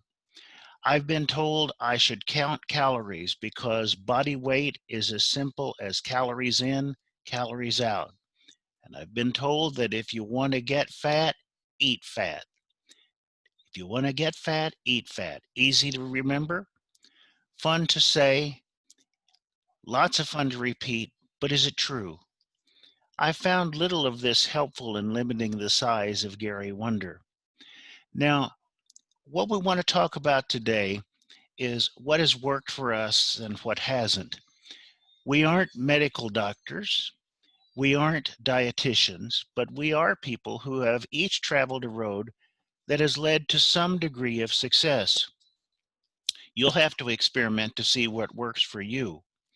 But don't take what you read or heard 30 years ago as being the most current thinking. The science is changing all of the time. And as a friend recently said, the grayer I get, the more I find that the things I am most sure about are the things I now question the most and find to be wrong. So read diverse points of view, find people you trust and talk with them, and then try to be good to yourself and figure out what works for you. Madam Chair, I'm giving you back a little time. Thank you, Gary. At this time, we'll move to Kathy Hurley. Hello. I am a 69-year-old woman who has had a weight problem all of my life. And about a year ago in April, I was told by my back doctor if I wanted my back to quit hurting, I should lose weight. And I said to him, the tall, slim man who had obviously not had a weight problem, that I would love to do that, but I had never been successful. I have tried Weight Watchers and all the different plans and had failed. But he pointed me to a program and I began to eat differently. I began to eat low carb. It's called keto. And you have to lower your carbs to 20 carbs a day, medium meat and protein, and high fat. And you know, the weight just fell off, and it was fat weight, not muscle. I began to feel better. My back doesn't hurt anymore. I've lost 40 plus pounds, and I find it a really easy way to eat. I eat eggs, meat, bacon, a few vegetables like green beans and salad and Brussels sprouts, cabbage. You can find the list of foods that are keto friendly on about any site. I do listen to Dr. Ken Berry on YouTube. He's really good. He has short videos that talk about keto, and he is an MD. Also, Eric C. Westman. He's a medical doctor, and he's been doing the keto way of life for years and years. And dietdoctor.com is a wonderful website, and they also have YouTube videos where they interview a lot of different people who believe in eating this way. I have lost weight without feeling hungry, which is brand new for me. I got off my addiction to sugar, which causes a lot of inflammation in a person's body, and which caused me to feel bad a lot. I had a lot of arthritis, my joints hurt, I had lymphedema in my legs, I felt sort of depressed and down a lot, and all that is gone. All that is gone. And I am at a good weight now, not my ideal weight maybe, but a very good weight. And I'm able to maintain it, which I've never been able to do before. So I love eating this keto way. I will say my husband jumped on board, and he is diabetic, or was, a few months ago, back in January, when the Veterans Association began to give classes on keto, and we went. They allowed me to go too. And they're 8-week classes through the Veterans Administration, totally free, of course, to veterans who are diabetic. And the doctor there said that usually within the first week or two, he is able to take, if they follow the plan, take people with diabetes off of their medication, one at a time. Usually insulin is lowered right away. It's just amazing. And Ron's blood sugar has been lowered, and he's off of his medication. Also his high blood pressure medication. They took him off that right away. A lot of problems can be solved with the way we eat correctly. And I think we will eat this way the rest of our life. We have no problem doing it. And that's all I have to say. I have lots to say, but not a lot of time to say it, I think. There you go, Kathy. Thank you ever so much, and we will be in touch, my friend. All right. Thank you. You're welcome. All right, Brian. Hi there. I started when I was in my doctor's office, and she asked me what I wanted to do about my blood sugar numbers, whether I wanted to do something with medication. And it hadn't been the first conversation that we'd had about it. About 6 months before the time I'm talking about, she had noted that my numbers weren't very good. And I thought at the time, well, that's no problem. I'd been an avid soda drinker, and so I gave up soda. And I thought that would pretty much take care of the problem. In fact, it didn't. And my numbers were, if anything, they were worse. My A1C was at 6%, and my triglycerides were at 241, and we're over 280 actually, and my cholesterol was at 241. And I thought, well, what are my options? And she said, well, I can send you to this class with a nutritionist, and maybe because I said that I wanted to try and resolve this issue with diet. So my girlfriend and I went to this class, and it's a class offered by insurance companies and hospitals around the country. It's based on the teachings from diabetes.org. And I learned about proteins and fats and starchy vegetables, AKA carbohydrates, AKA sugar.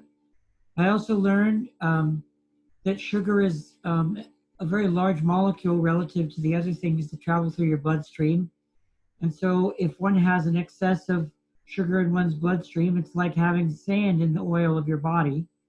And as anybody who's worked on machines knows, if you put sand in the oil of a machine, that's a pretty quick way to wear it out thoroughly. So,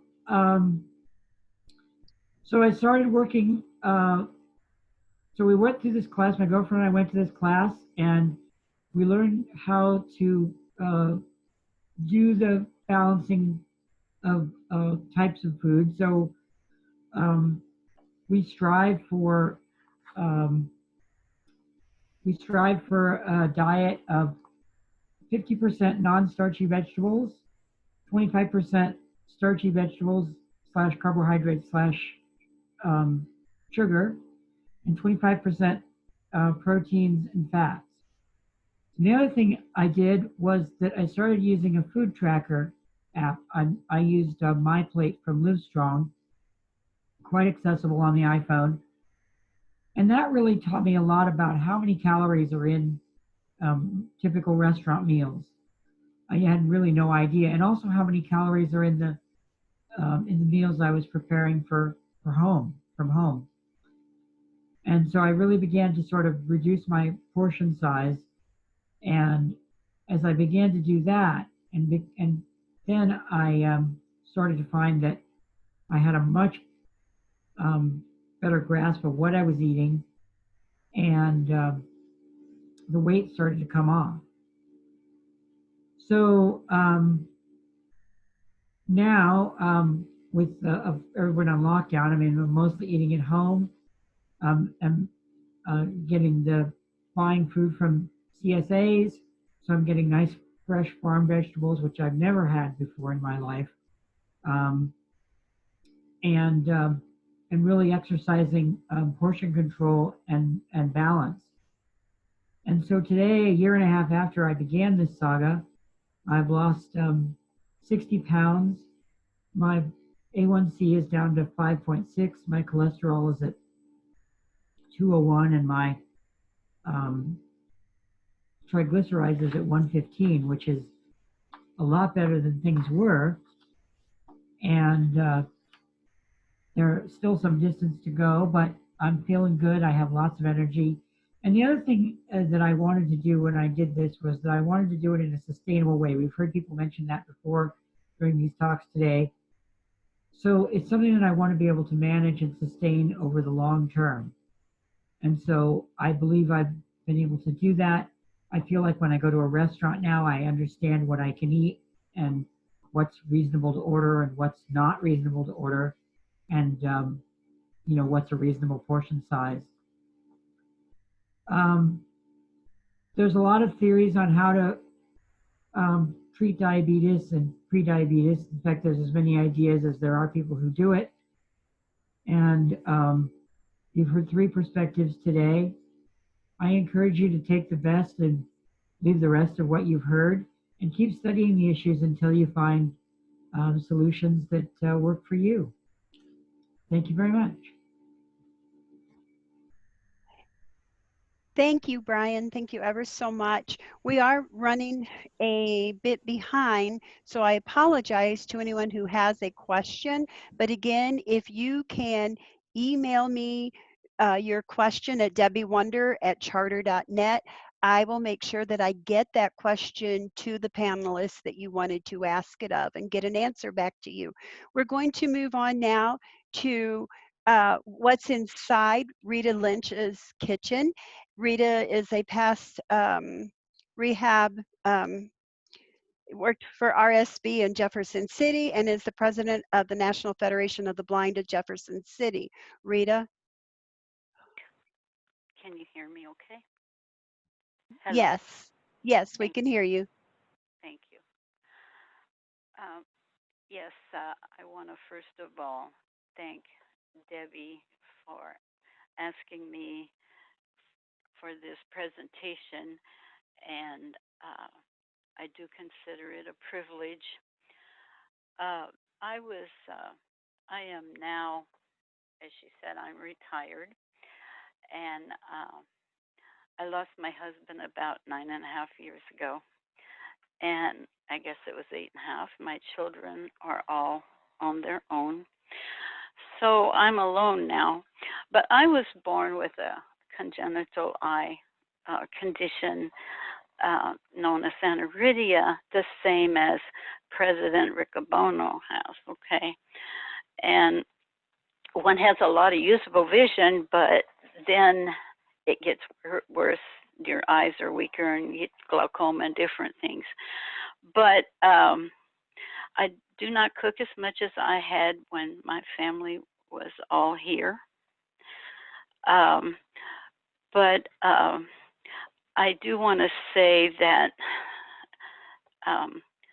the previous presenters, especially Robin House, she really laid the foundation for my presentation beautifully, because I feel that in order to be successful in the kitchen, you have to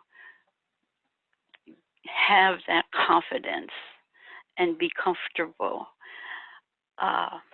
And that goes in so many ways, but especially when you're cooking as a blind person.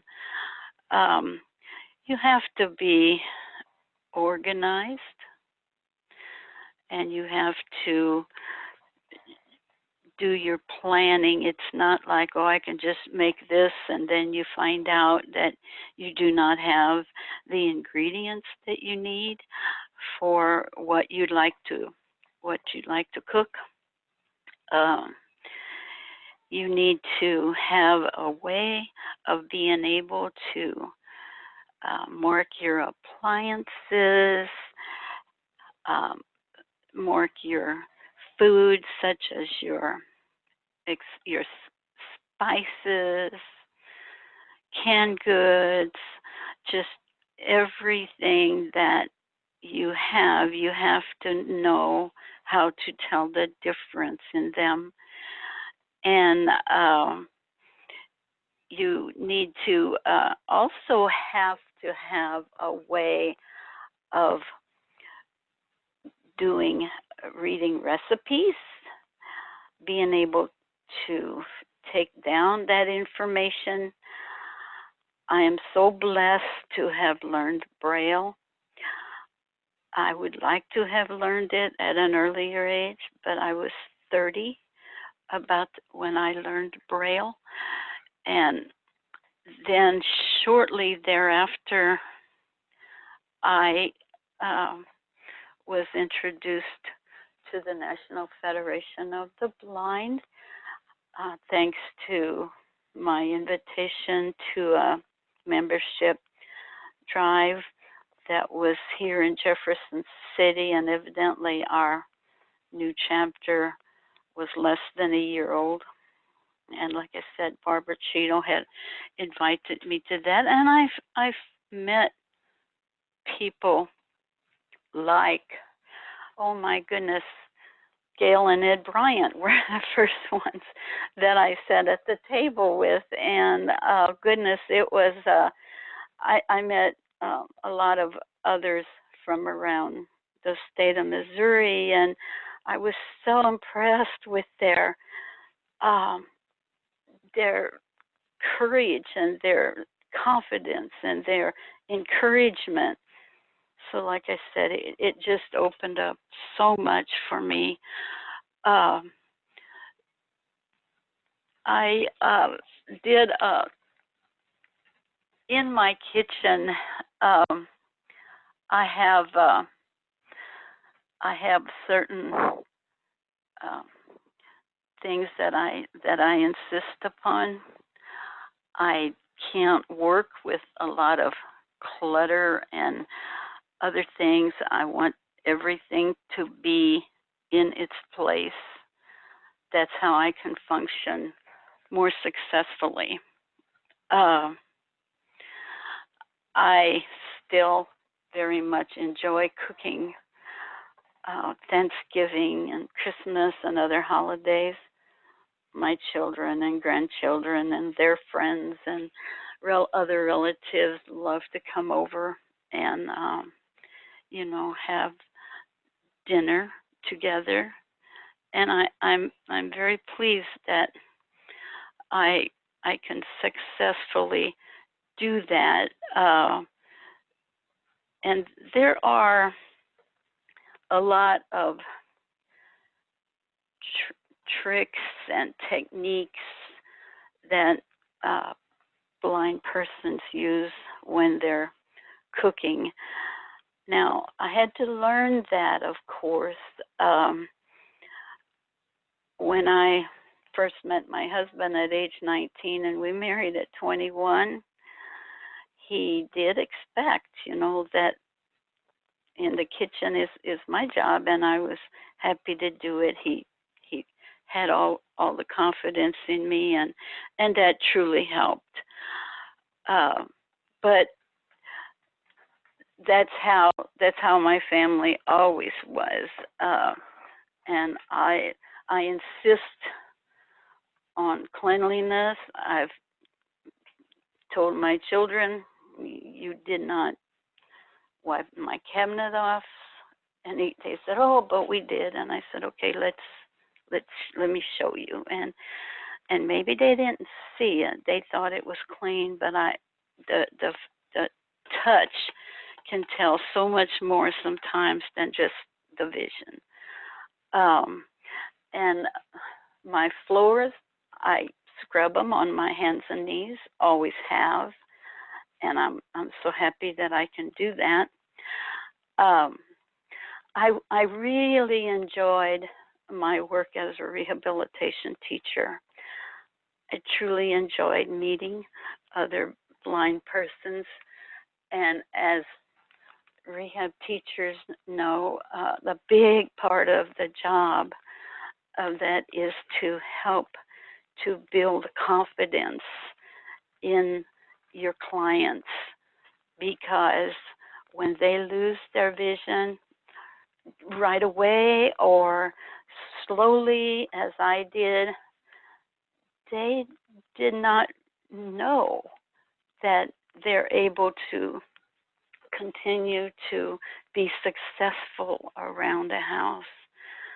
I worked with them on kitchen techniques such as peeling and slicing and dicing, and how to center your pans and that on the burners, and turning over foods, and I worked with them on other techniques that are very successful for blind persons. I never went to a center for the blind to learn independent skills or anything like that. I had to learn it as my eyesight got worse. And there are a lot of ways, but I just want to say that I truly enjoyed in reading the Braille Monitor for June in the recipe section toward the end of that. If you haven't read it, please do, because it tells about people who are blind, who use techniques in cooking, and it told about our centers for the blind, Colorado Center, Blind Inc., and Louisiana Center for the Blind. And I thought, yeah, that's the techniques I used, and I've been very successful with it. So many people have asked me, so who does your cooking? Who does your cleaning? Just 2 days ago, a second cousin of mine came out here visiting from Colorado, and she said, so Rita, do you have someone to do your cleaning? I said, no. But the techniques that I have used so much, and what it was also indicated in that message in the Braille Monitor About was, 1 minute, Rita. thank you. was you use techniques of, well, you can time your foods, that's fine, but you can also use your sense of taste and touch. Yes, I said touch. When you're baking cookies or when you're baking breads, you can test if it's done by inserting a toothpick or whatever. You can do. I do a lot of listening and also smelling, and I know there are a lot of other very, very good cooks who are blind, but I am so happy that God's given me all the abilities to do this, and I'm also so happy to have gotten acquainted with the National Federation of the Blind. I live right here in Jefferson City, about a mile from the state capitol, and I have been so privileged to have so many of our Federation friends to come and spend the night with me, and my door is always open to them. And that's about it for me. I would be happy to answer any questions or else have any comments from anyone else. Rita, I want to thank you. That was a wonderful presentation today, and I appreciate it so much. We're running a little bit behind. Sure. So again, I'm going to ask people if they have questions of Rita to please email me at debbiewonder@charter.net, and I will forward them on to her. Thank you so much, Ms. Rita. Mm-hmm.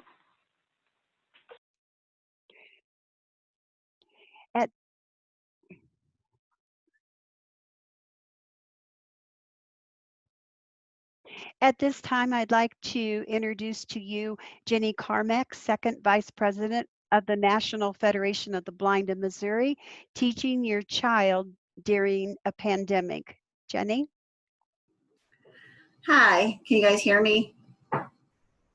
Yes. Good, okay. So thank you, Debbie. Big change in topic, but still talking about transition and change. So I have a son, he's just finished 7th grade, and then my grandkids who just finished 5th grade and 2nd grade also live with me. And as everyone knows, a couple months ago, the COVID-19 caused all of our kids to have to stay at home, and many families became educators, wearing another hat on the already many other hats that parents and families have. And I did the same as well. So the big question at the time was, how is this going to work? How am I going to educate my kids? They go to school all day. The only thing I've had to really help them with is homework.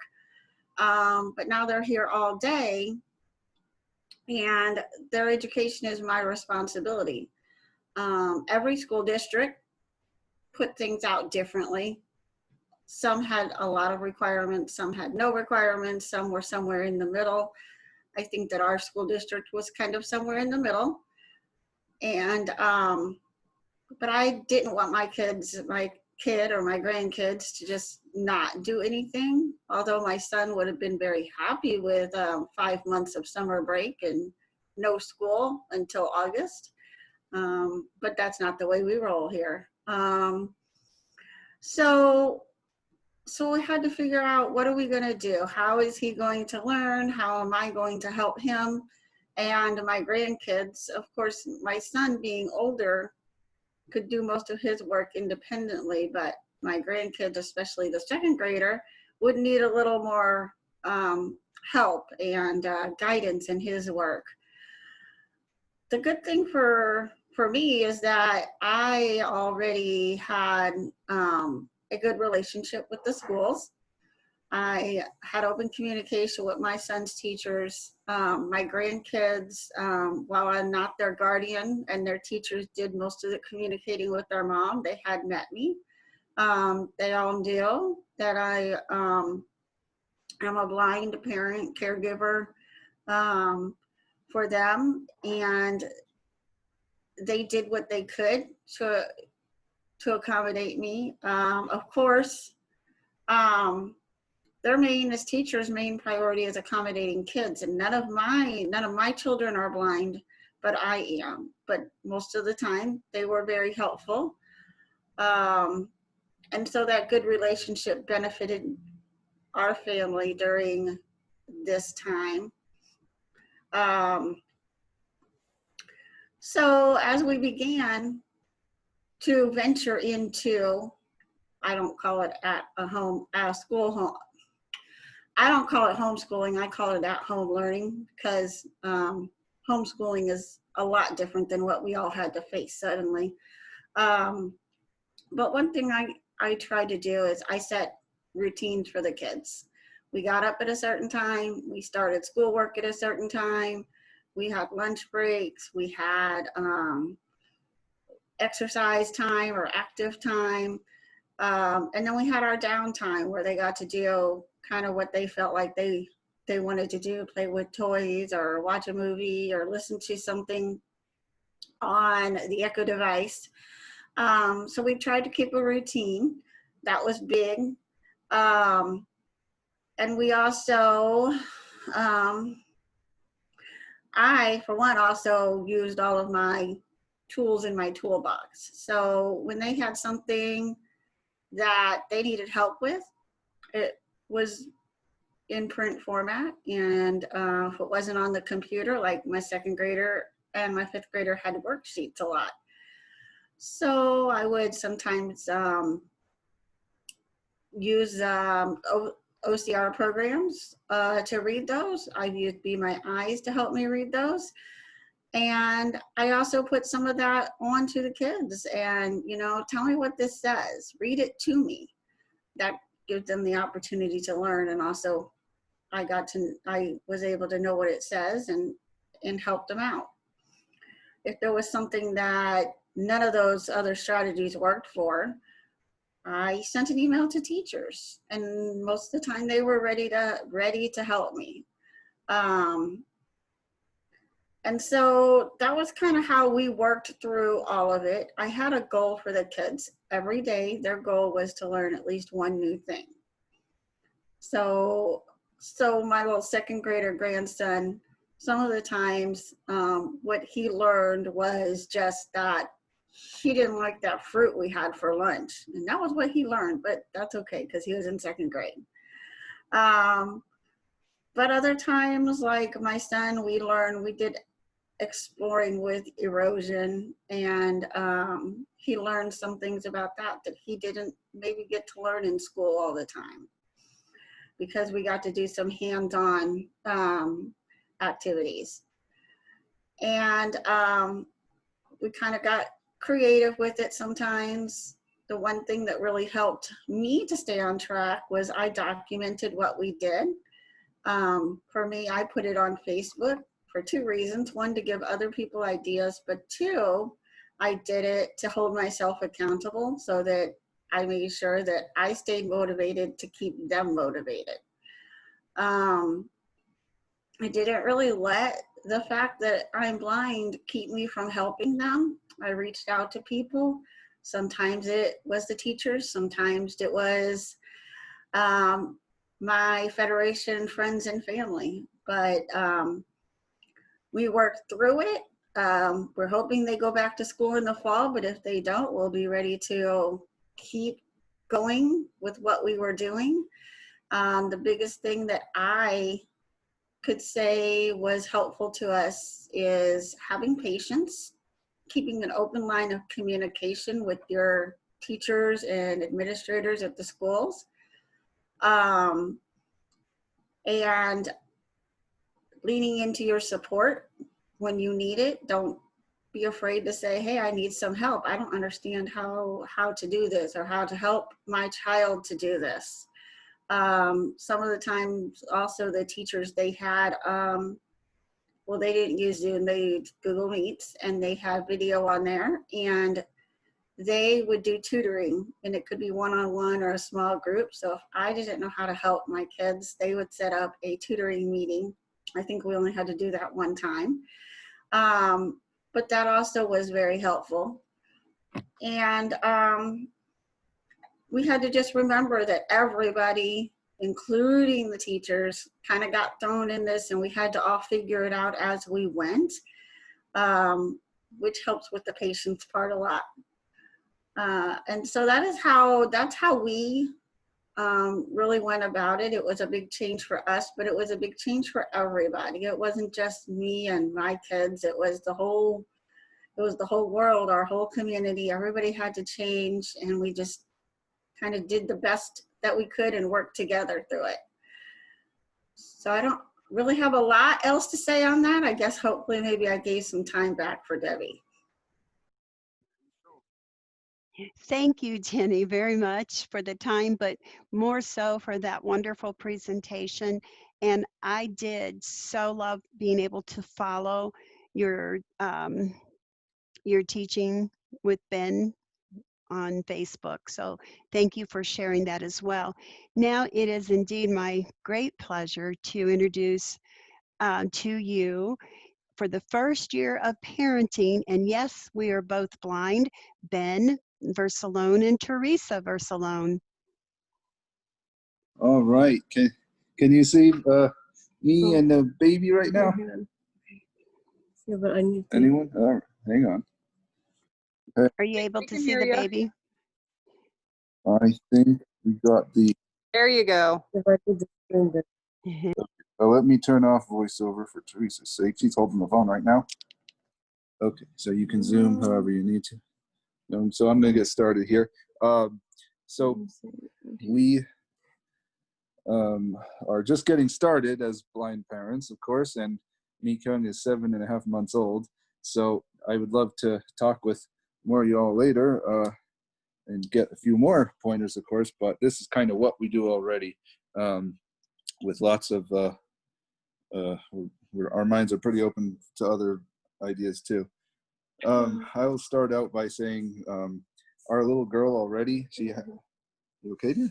Yeah. Okay. Okay, there we go. She's starting to scoot a lot. She's not crawling everywhere quite yet, but already she's making a lot of noise. We'll be putting bells on her pretty soon, but basically what I'm trying to say is that sight, if you really think about it, sight is only part of the picture for raising babies anyway. And so, but I will spend a lot of time talking about non-visual stuff here. So I'll just get started with that. And this learning is in progress for us. So basically sticking up for ourselves, this is the advocacy part. When our little girl was born on October 17th last year,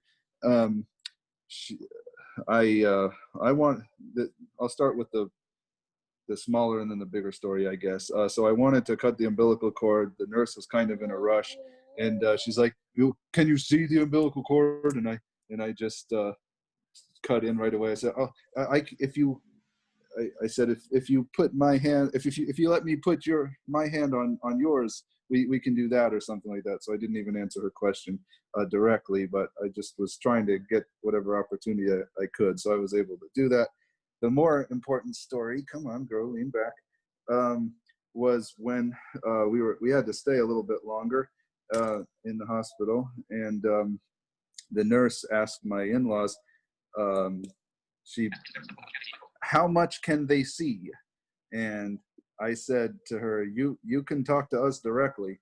And I was pretty, I don't know if hormonal is a word or whatever. Anyway, definitely the parent instincts kicked in pretty quick.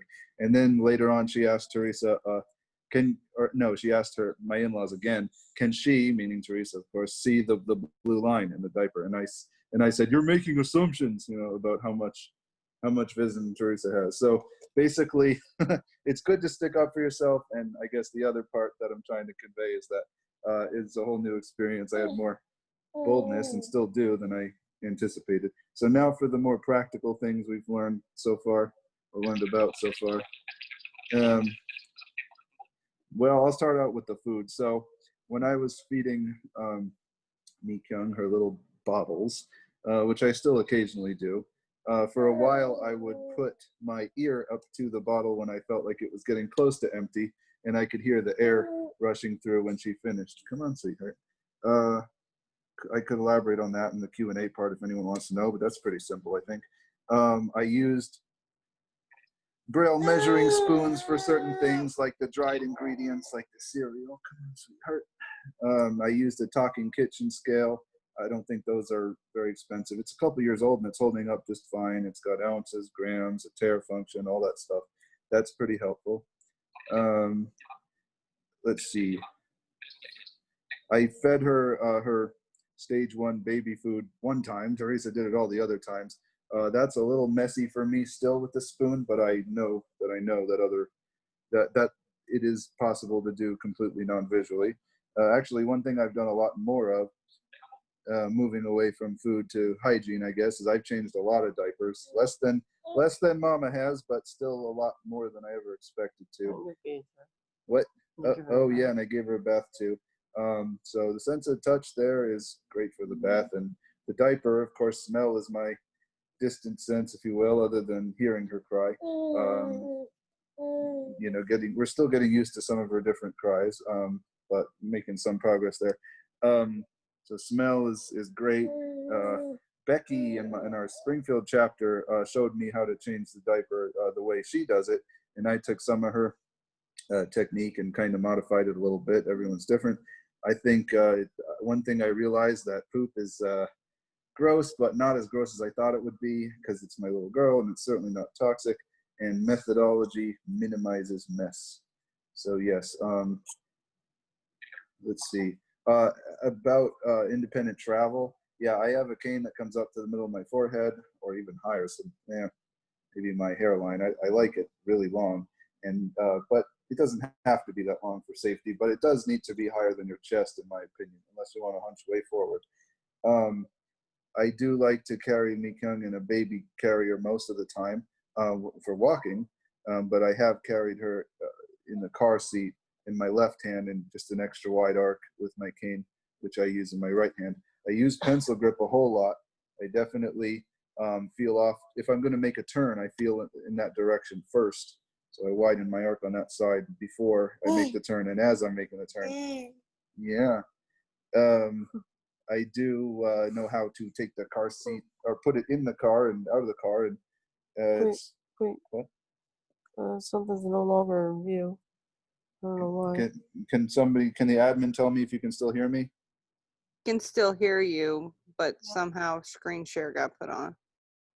Screen share. Can you turn off screen share, dear? Yeah, I don't know why. Okay, so we'll keep going. How do I get it off?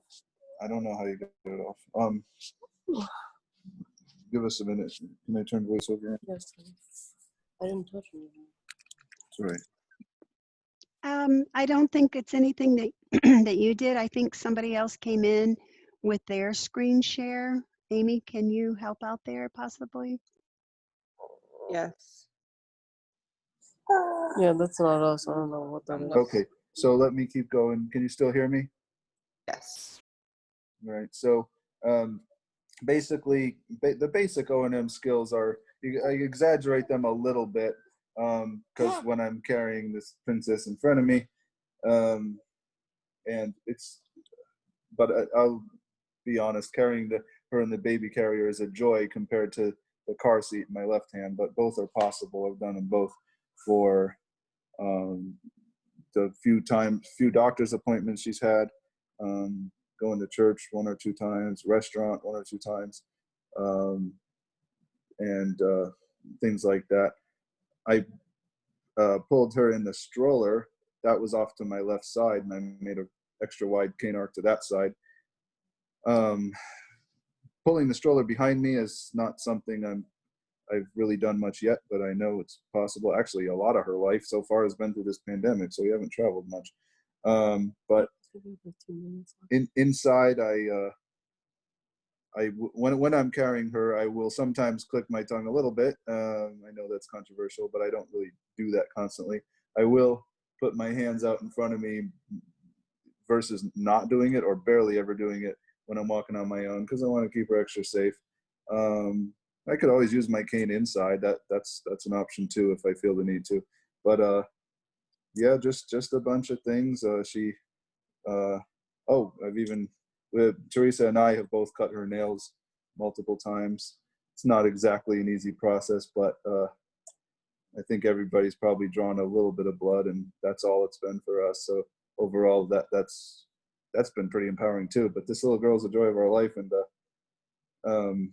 dear, why don't you add your thoughts here?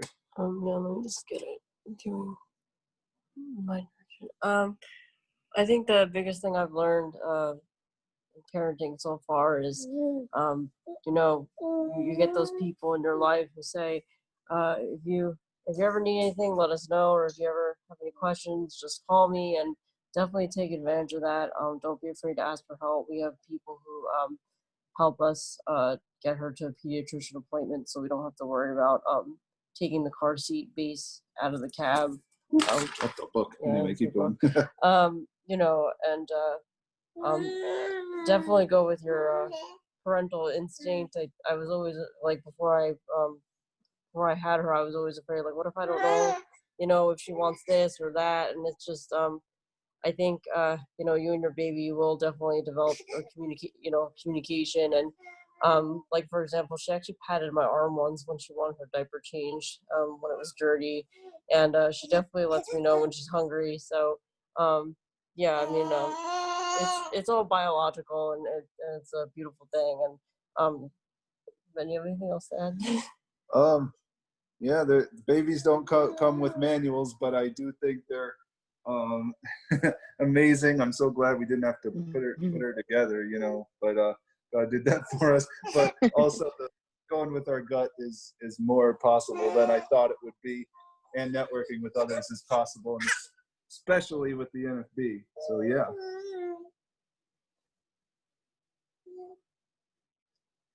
I want to say thank you to you both, and for having her on video so those who can see her can. What a charmer. Hi there, sweetie. Hi. So thank you so much. Yeah, thank you for having us. All right, bye. Bye. Okay, at this time, we're going to go to, bye-bye. We're going to go to Colorado, to David Neufeld from the Colorado Center for the Blind. Is traveling independently, does it have to be by practice route? David? Unmuted us. Hello. Hi.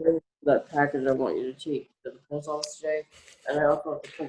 So, when you're traveling, it's important to have good skills first. I want to speak a little bit to those new parents that were just on. I have a 2-year-old as well. Me and my wife are also both blind, and traveling with him is a joy. And the car seat struggle is real when you're getting in and out of a cab. So traditionally, a lot of O&M was taught by teaching people how to get from point A to point B, like how to get from your home to school, or how to get from your home to the grocery store. When that happens, a lot of times people feel trapped in their own little bubble, and they can't get out and do as many exciting things as they would like to do, like if they hear about a new restaurant that opens. And I work at the Colorado Center for the Blind, and we teach, of course, cane travel, along with a lot of other skills, home management, technology, Braille, and we have some other auxiliary classes as well. So we want people to be as independent as possible, so that they can get out and do all the things that they want to do. So if you learned route travel and you wanted to go find that new restaurant, it's something that could be very daunting and a struggle for people. So what we want to do is we want to have people learn skills. So they will start off learning how to use a cane so that they can keep themselves safe walking down a sidewalk. And then learning how to take buses, how to get to and from where they live when they're here. And then we add on little piece by little piece. And one day, in a week or two, we say, all right, now you're going to go travel to this coffee shop that's nearby all by yourself, independently. And we'll talk through the route, and it deals with a lot of what they've learned before. And so they're able to do a little bit of problem solving so that they can figure out how to get to a brand new place that they've never been before. And that helps people build a lot of confidence. When I first went blind, I realized that I had to go and do things. It happened when I was 26. I guess I should say I've technically been blind my whole life. I guess that when I first realized I was blind at the age of 26, I went out and I had to go to the grocery store, and I went across the street, and it just happened to be, a nice 4-lane road. And, I had a nice little anxiety attack and turned around and went home.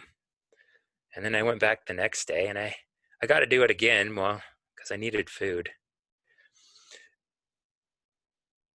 And part of that was because I was new to having the amount of vision that I had. And so I went out and I sought out training. So that's where when I learned about the NFB, and I went to a chapter meeting, and somebody there had just come back from the Colorado Center for the Blind, and they said, oh, I went to this training center where we learned about, things like travel and Braille and technology. But then they also told me that they went whitewater rafting and rock climbing and skiing, all these exciting activities that I have totally been into pretty much my whole life.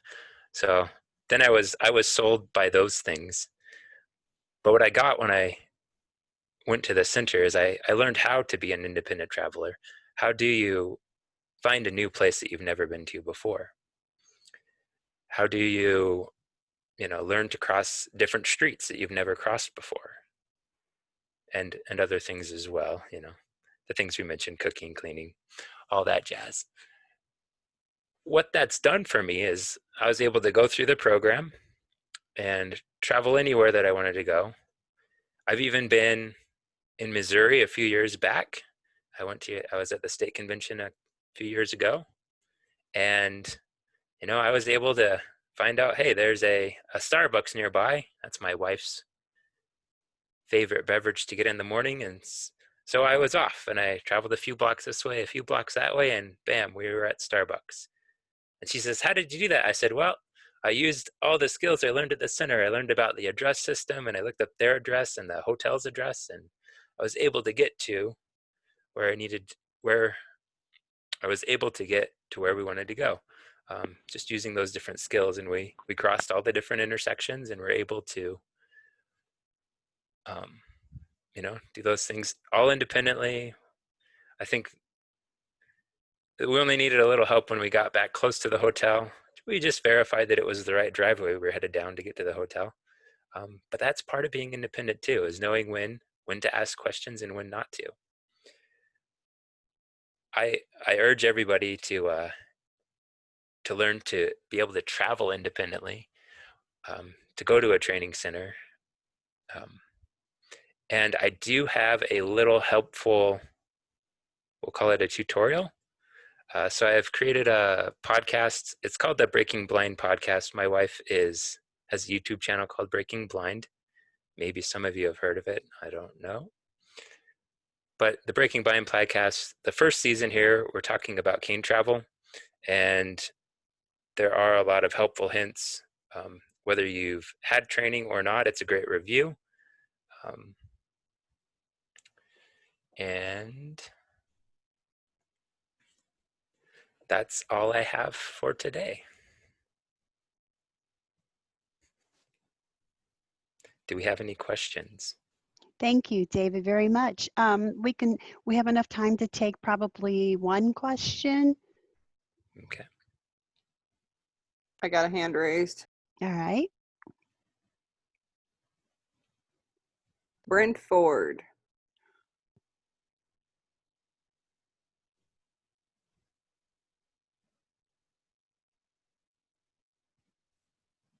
Okay. Hello. Sorry about that. Have have to keep flicking back to unmute the audio. Could you explain again, please, the significance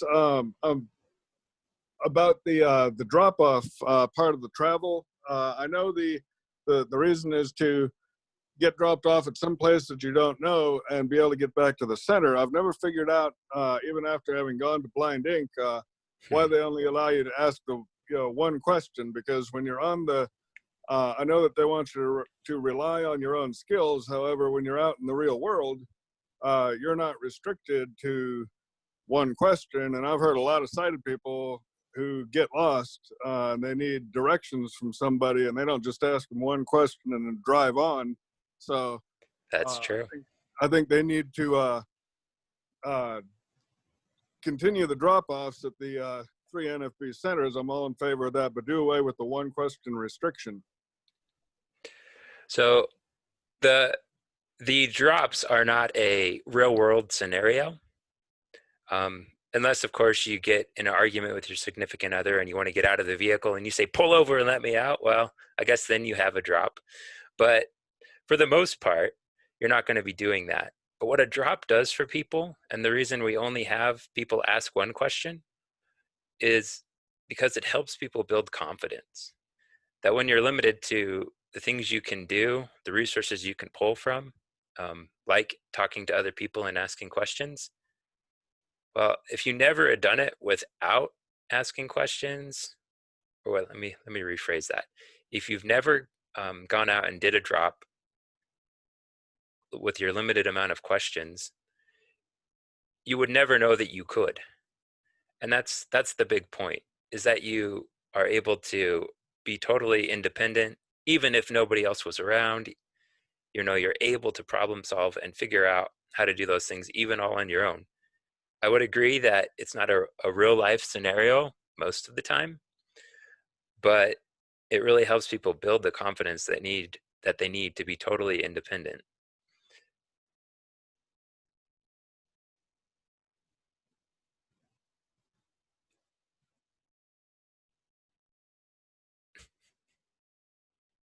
Did I lose everyone? All right. No, Okay. no, you're great. Sorry, I was trying to unmute myself. No worries. My husband would like to mute me a lot of times, probably. David, I want to thank you for participating and being on our agenda today. I really appreciated the words that you had to say. And I want to also let people know that if you do have questions that you would like to have David answer for you, please again email me at debbiewonder@charter.net and I will forward them on to him. Thank you again. All right, at this time, I would like to introduce to you a good friend of mine and a fellow Federationist to tell us about what is in his closet and how he puts it together. Chris Danielson. Hi, Debbie, and hi, everyone. I am Chris Danielson. Some of you maybe have never heard my voice, but have seen my name on an email or 40, because I serve as Director of Public Relations for the National Federation of the Blind, and I work at the Jernigan Institute in Baltimore. And Debbie asked me to be on this panel, and I was really flattered that she asked me, because the reason she asked me is her reason was that she thinks I dress well, and I thought, well, that's a nice compliment to have, and so so she thought maybe I could impart some wisdom, and I'll certainly try to, about how to organize your clothes and know what you're wearing. I have to say, I didn't dress up today. I thought about it, but I didn't have time. But I don't know how good I'm going to be with this video thing. But if people can see me, I don't even know which camera is activated. But today I just have on my NFB shirt and sort of a black NFB shirt and gray to black slacks, and just sort of a dressed down day because we're all working from home like everybody else for the time being. But anyway, so what's in my closet? So the way that I have my closet organized is basically into my slacks, because typically if you're a professional man, you want to wear you want to wear slacks, or if you're not going to wear an actual suit. And most of us don't have to wear a suit every day anymore, so you can wear khaki or navy blue or slacks, or even gray or black. More gray usually is what I wear. And then you can wear a shirt and tie and a sport coat. I love sports coats or blazers because you can wear them anywhere, and they look dressy, but you don't have to wear an entire suit. But you can also just wear slacks with a nice collared shirt, like what we sometimes call a polo shirt. Just a shirt with a collar and maybe 3 buttons. You usually, leave the top button unbuttoned and the other 2 you button up. And there are a lot of nice shirts like that you can wear with your and be what's called business casual or smart casual, which means that you are not going out in your jeans and t-shirt like you might on a weekend, but you're you're trying to look a little bit smarter, but not trying to dress fully up. And that's acceptable in a lot of business situations now, but not all business situations. And one of the secrets of dressing is really knowing what's appropriate and understanding how other people are going to be dressed in a setting that you're going to go to, and make good decisions about that, and kind of know what different dressing terminology means. So I have my slacks. I keep those all together, and I have my shirts that are polo shirts or casual shirts, and then I have my dress shirts that are the things I wear when I have want to be a little bit more dressed up. These are with the collar and buttons all the way down, and some have a collar that buttons as well, and some don't, but they have the wings of the collar, and of course depending on what you want to wear. And then on a rack on my door I have my ties, and I have my shoe rack as well, so that I keep pairs of shoes together and also keep colored pairs together. Now, I have to confess that I'm a man. You guys already knew that, but the reason I say it's a confession is I realize that dressing for a guy is perceived to be a lot less complicated than dressing as a woman. And it is true that men, we don't seem to be expected to wear as much variety. So we can get away with a pretty limited template of colors if we want to. Like I said, the sort of khakis and grays and navy blues, you can do a lot with if you're a guy. But if you want a little flash in your outfit, then you can certainly do that.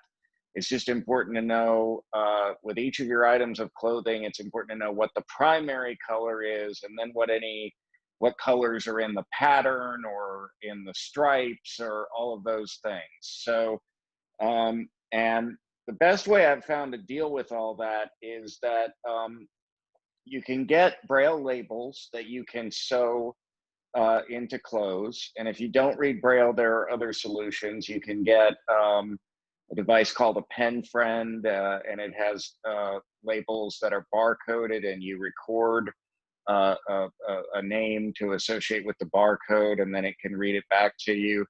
There are these way around devices now that work with your phone, your smartphone, and that they even come in a form like buttons that you can sew into your clothes, and then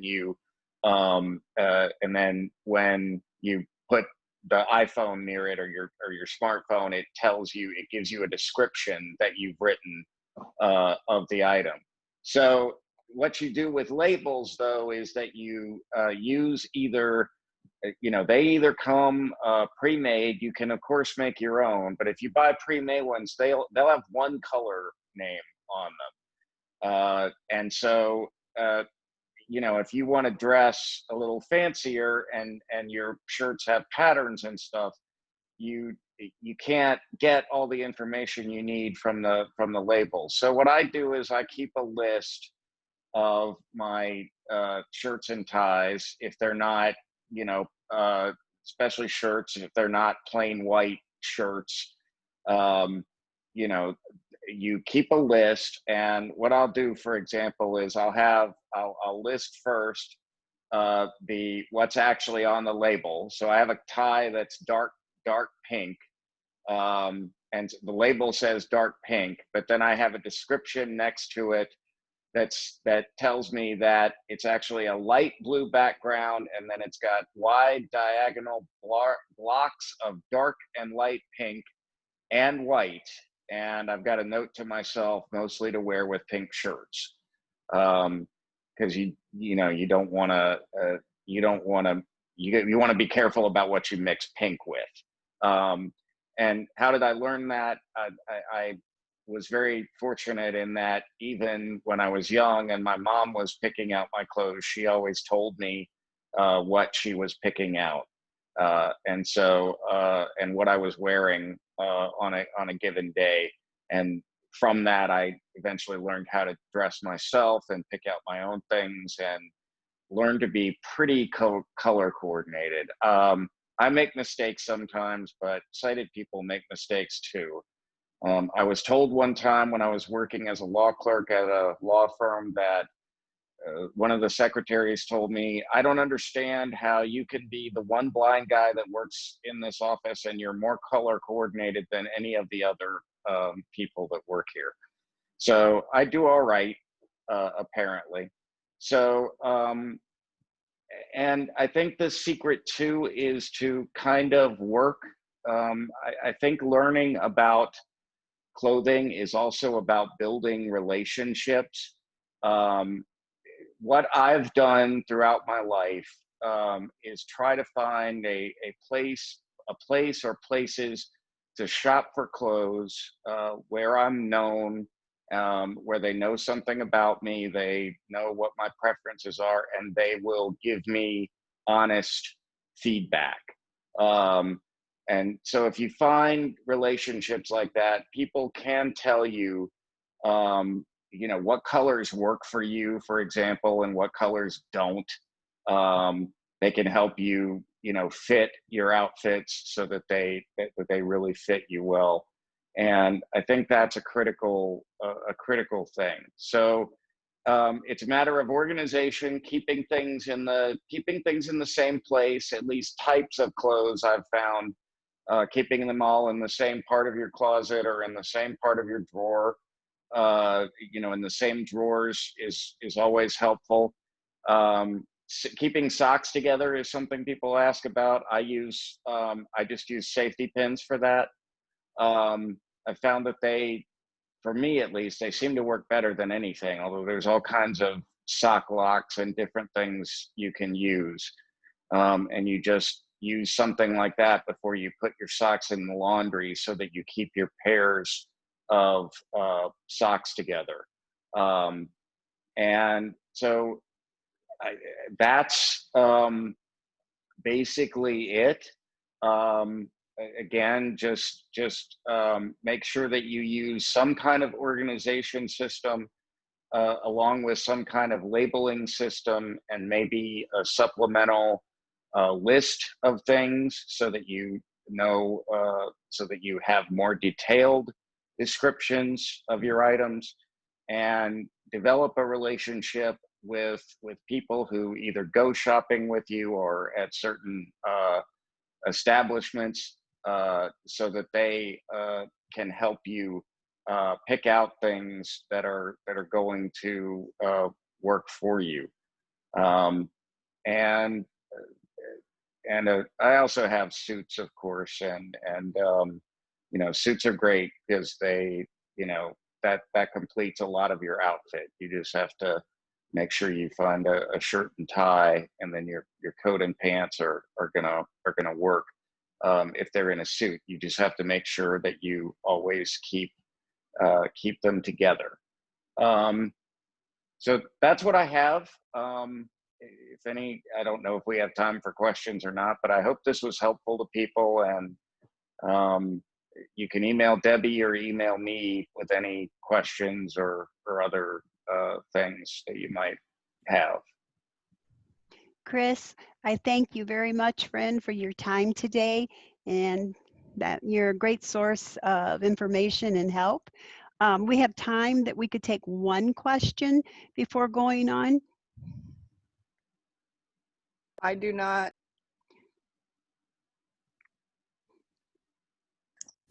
Okay. Well, Julie McGinnity. I have my Julie. hand raised. Yep.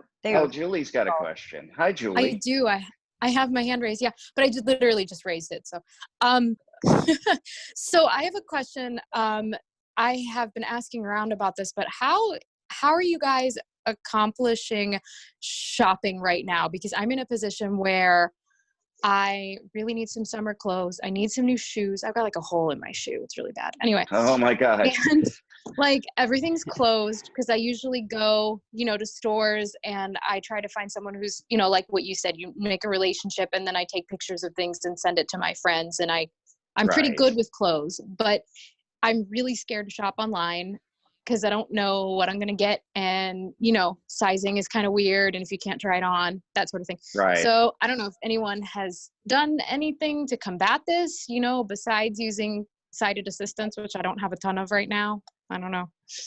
I mean, I have not been shopping in 3 months. Fortunately, I haven't needed to. I do know that the men's store that I happen to be using right now, they have been offering FaceTime appointments. And I'm a little bit nervous about that. I haven't tried it just because it, but I haven't tried it. I haven't needed to, but I can see how that might work, especially since I know the people there. And you know, with a FaceTime appointment, I could ask them questions, and the advantage I would have is, the advantage with working with one store or a group of stores is that if you find the right ones, they will keep your measurements, and so they can kind of tell what's going to fit you well, and so that's really helpful. But I don't trust shopping online either. And even with a FaceTime, you know, one of the things that I really always want to do is feel the fabric, and get a sense of how it's going to feel on me. And also so that because another way that helps you remember what your clothes are is how they feel. Sometimes textures can tell you a lot about different items that you have too. So I always like to feel things. So I haven't really, the answer is basically no, but I have a potential solution at least. So. Julie, I feel the same way about online shopping for clothing. So I too have not been clothing shopping for months now, but I do have 3 daughters who are wonderful shoppers either in store or online. And if you need any opinions, they have lots of those, and I would be happy to loan my daughters to you. So, Chris, thank you ever so much. Before moving on to our next Pleasure. speaker, I want to thank all of you for joining us today in the seminar. And you should stick around because after our next speaker, we will have a door prize that happens to be a cash prize, which will help you with some of that either in-store or online shopping. Okay, our next speaker comes all the way to us from Colorado Springs, Jessica Beechin, who is the president of the Sports and Rec National Federation of the Blind, and she's going to talk to us today about exercise and getting fit and staying that way. Jessica? Well, hi, everybody. Thanks so much for having me on. My travel to the convention was really easy today, so thanks so much for that. I think this is the nicest way that I have ever gotten to present to a group. I just get to turn on my Zoom app and here we go. So this is going to be really fun. Exercise is extraordinarily important. When we exercise, we improve our health, we lower our chances of lots and lots of diseases that are really difficult to deal with, like heart disease, respiratory, lung disease, certain site-specific cancer, type 2 diabetes, which you guys have heard an awful lot about today already. Osteoarthritis, sleep apnea, and depression, and really the list goes on and on. Exercise helps us to improve our mood. It helps us to stay more balanced and even. It helps us to be less tired, actually, which is an interesting thing because a lot of times the reason that people don't exercise is because they're so tired.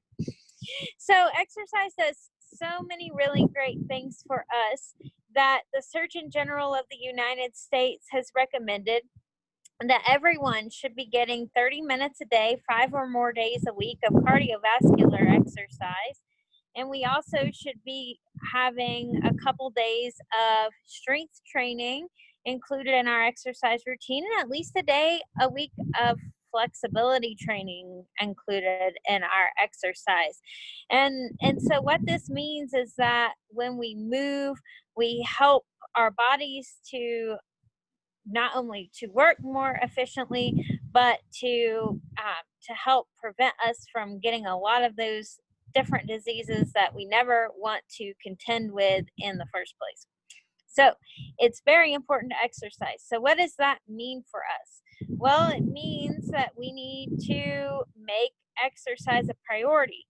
There are lots and lots of different reasons that people find not to exercise. Some of the more common reasons that people find not to exercise: I'm too tired, I'm too busy, I don't like exercising, I'm not very athletic, I am too old, too fat, or too worn out for this. So those are some of the reasons that people find not to exercise, and most of those we will go through today and talk about ways that we can sort of overcome some of those attitudinal barriers that we have, or even lifestyle barriers that we find around exercise.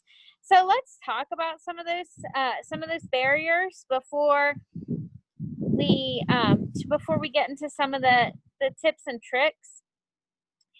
I'm too busy to exercise is one that we find in our society an awful lot. We have jobs, we have kids, we have families, we have hobbies, we have volunteer activities to get to. And when we plan our day out, we just find that we don't have that 30 minutes a day to dedicate to exercise. Well, let me tell you some good news. You don't have to do your 30 minutes of exercise all at one time. Research has found that if we do 10-minute bouts, 3 10-minute bouts of a day of getting our heart rate up, that's just good as one 30-minute bout of exercise. And here's the other thing too. If you can't do 30 minutes a day, start with 15 minutes a day or 20 minutes a day, because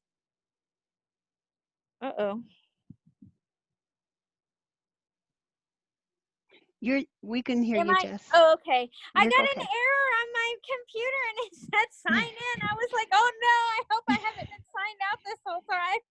It's No, having no, an you're error. I'm sounding so you're sorry. sounding great. Okay, wonderful. So something is better than nothing. So start somewhere, dedicate that just 10 minutes a day or 15 minutes a day or 20 minutes a day at first, and try with a goal of working up to that 30 minutes a day, 5 or more days a week of physical activity, even if you think that you're too busy. I'm too tired. Well, here's the good news. Exercise actually gives you energy. So if you're tired and you start incorporating some daily exercise into your routine, you're actually going to find out that you're going to be a little bit less tired. And that's a really true thing. I know for myself, I was training for a 50-mile race and I was dead tired. I was actually having some iron deficiency and I didn't know it. But one of the reasons that I was able to get through and continue to train at such a high level is that every day when I would do my run and I would incorporate my exercise, it would actually help to give me that energy and to help replenish and boost me through so that I had the energy that I needed to get through my days. So that is a very true story. I'm not athletic. Some people might be having nightmares from gym class. You may be thinking, oh my gosh, I don't want to climb a rope. I don't want to run around a track. I don't want to lift a weight. Well, that's okay. There are tons and tons of ways that you can incorporate exercise that you don't have to be a very athletic person to do. You can walk. Just taking walks is a great way to get in your 30 minutes a day, 5 or more days a week of a moderate exercise. You can swim. You can take nature hikes. You could ride horses if you have that as an option available to you, or go out on a tandem bike ride, or all kinds of things. It does not have to be like going to the YMCA every day or joining that step aerobics class. You can choose hula hooping, dancing, whatever sounds fun to you. You do not have to be an athlete to move your body and to have fun and to get exercise. So that's another piece of really good news. I'm too old, or I've already sort of let this sedentary lifestyle get the best of me and I've gained my quarantine 20 and I just don't feel like I can move anymore, is another reason that a lot of people give for not exercising. The good news is that age and even increased weight are not generally contraindicative of exercise. That means that generally your doctor is going to say go for it. You may have to start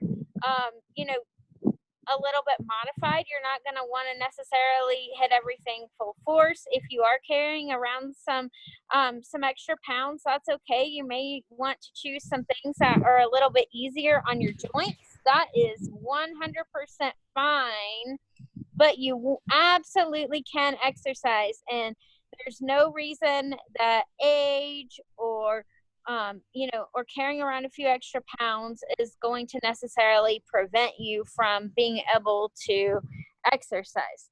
So, and those are just a few of the reasons that people give for not exercising.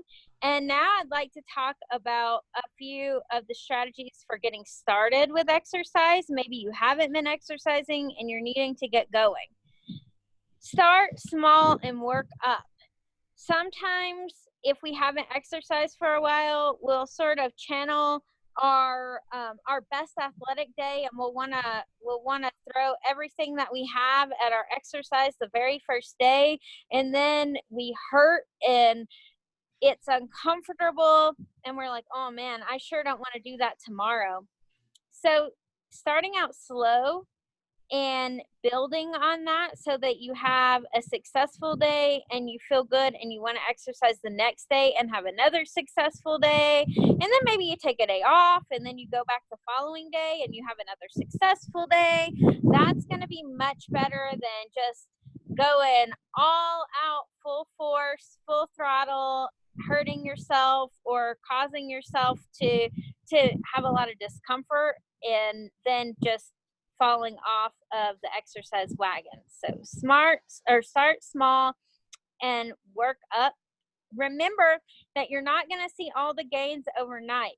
When we get a little bit more out of shape, we didn't get that way in just one day, and we're not going to get back in shape in just one day either. It takes a while to see the gains from your exercise. A general rule of thumb is it takes with most any exercise routine, really, about 4 weeks for you to start noticing the results, about 6 weeks for your friends and family oftentimes to start noticing results, and then about 8 weeks for people sort of beyond your immediate circle to start noticing the results. So don't feel discouraged if you don't necessarily see the benefits of the work that you've been putting in right away. Schedule a time for exercise and try to put some trigger behaviors or trigger kind of items around your time for exercise. That is really helpful. And so what I mean by a trigger activity is, let's say you choose to exercise in the morning. If your alarm goes off, and when your alarm goes off every day, you get up, you put your workout clothes on, and you go exercise, your alarm begins to serve as a trigger for going to exercise. If you decide that you're going to exercise after work and every day you take your gym bag with you to work, and then you end your day at work and you go to your desk and you pick your gym bag up, and when you pick your gym bag up, you then go to the gym and you exercise, or go to the walking path and you exercise, picking that gym bag up at the end of the day then becomes a trigger for you to exercise. If maybe you choose middle of the day exercise, and every day before you eat your lunch, you lace up your tennis shoes and you go and you do your exercise, when you know that you're starting to get a little hungry for lunch, that becomes a trigger because you know that you're going to then go and exercise. And triggers are one of the things that can really help us actually to stick with our exercise routines. So scheduling those consistent times, building those consistent behaviors, and sort of helping to plant some of those trigger activities in is going to be really helpful. Remember, it takes about 21 days to form a habit. So if you can just stick with your routine for about a month, you're going to have a lot more luck sticking with that. The next thing to think about is setting small goals that are achievable. Maybe your first day, your goal is to just stay on the treadmill for 20 minutes or just to walk for 20 minutes. That's great. Just got 2 minutes. Perfect. If you can keep those small goals in mind, you're going to really feel a sense of achievement every time that you hit one of those small goals, and you're going to be a lot more likely to stick with your exercise program. Lastly, I just want to talk about a few resources that are really helpful when you think about starting to exercise. One is that Blind Alive has a lot of free exercise videos and audios that they now give away. You can make a donation to Blind Alive, but they are all free. There's all kinds of things from yoga to cardio to Pilates to boot camp, and so I definitely recommend checking those out. A gentleman named Tyler Marin has a group called Revision Fitness Training, and he does a lot of described workouts that are really good. Maureen Neatfeld on the Sports and Rec Division of Colorado, along with We Fit Wellness, put together a package called the Total Fit Pack. and it incorporates a bunch of different exercises into 5 workouts, and so it's a great resource. And then just remembering your community resources as well, because we can definitely venture outside of our homes to exercise. United States Association of Blind Athletes generally has a fitness challenge every so often, and I know the Missouri affiliate has participated with that. Ski for Light has lots of great programs. Achilles International has chapters all across the country. United in Stride is a great resource for finding guides in your area who are willing to run and walk with you. And those are just a few of the resources that are available. And I'm happy if there's something that you're interested in doing that maybe we didn't touch on today. I am happy to help with that. And Debbie can pass anybody's questions along to me that have to do with resources or anything else exercise related. Thank you so much, Jessica. That was awesome. I truly appreciate you coming in all the way from Colorado Springs today. And we're going to end the seminar today with a door prize. So I'm going to turn it over to Jenny Carmack, Second Vice President and door prize chair for the Lewis and Clark chapter. Okay, so in my bucket is names of people who registered for convention. I'm going to draw one out of here, and if that person is here, they need to identify themselves and they will be the winner of the door prize.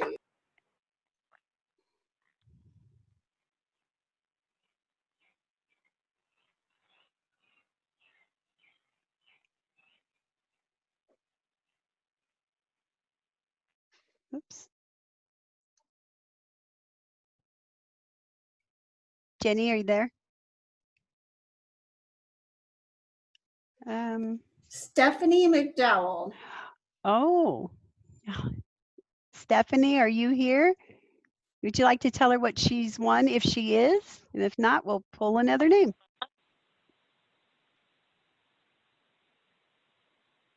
Jenny? Guessing she's not here. Okay, yeah, go ahead and draw another name. So the next name is Lori High. Is Lori here? Okay, go on to the next one. I hope somebody stayed long enough because they're going to win $50 cash if they did. I did. Wendy Crone? Is Wendy here?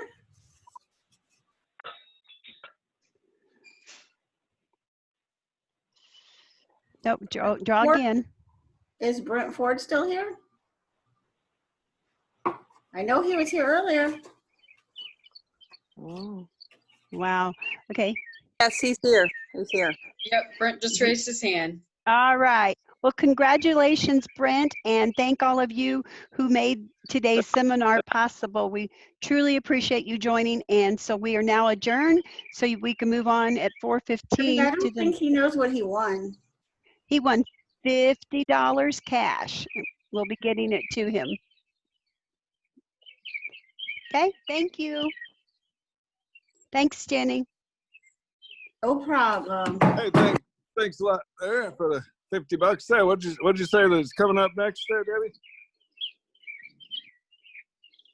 Next we have. Go ahead, Sheila. Next we have Vince Safroni from NanoPack, and NanoPack is a corporate sponsor, and so there's a showcase, and he's going to show some of the products that they use and carry. So.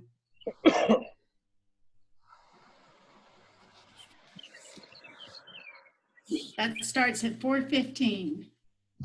Cool. Okay.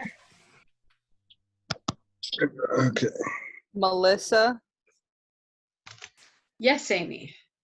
I'm letting Amberlyn take over on my computer. I've went ahead and renamed her, so you can just leave her as co-host, and then all you'll need to do is find Kira and Dennis Miller to make them co-hosts.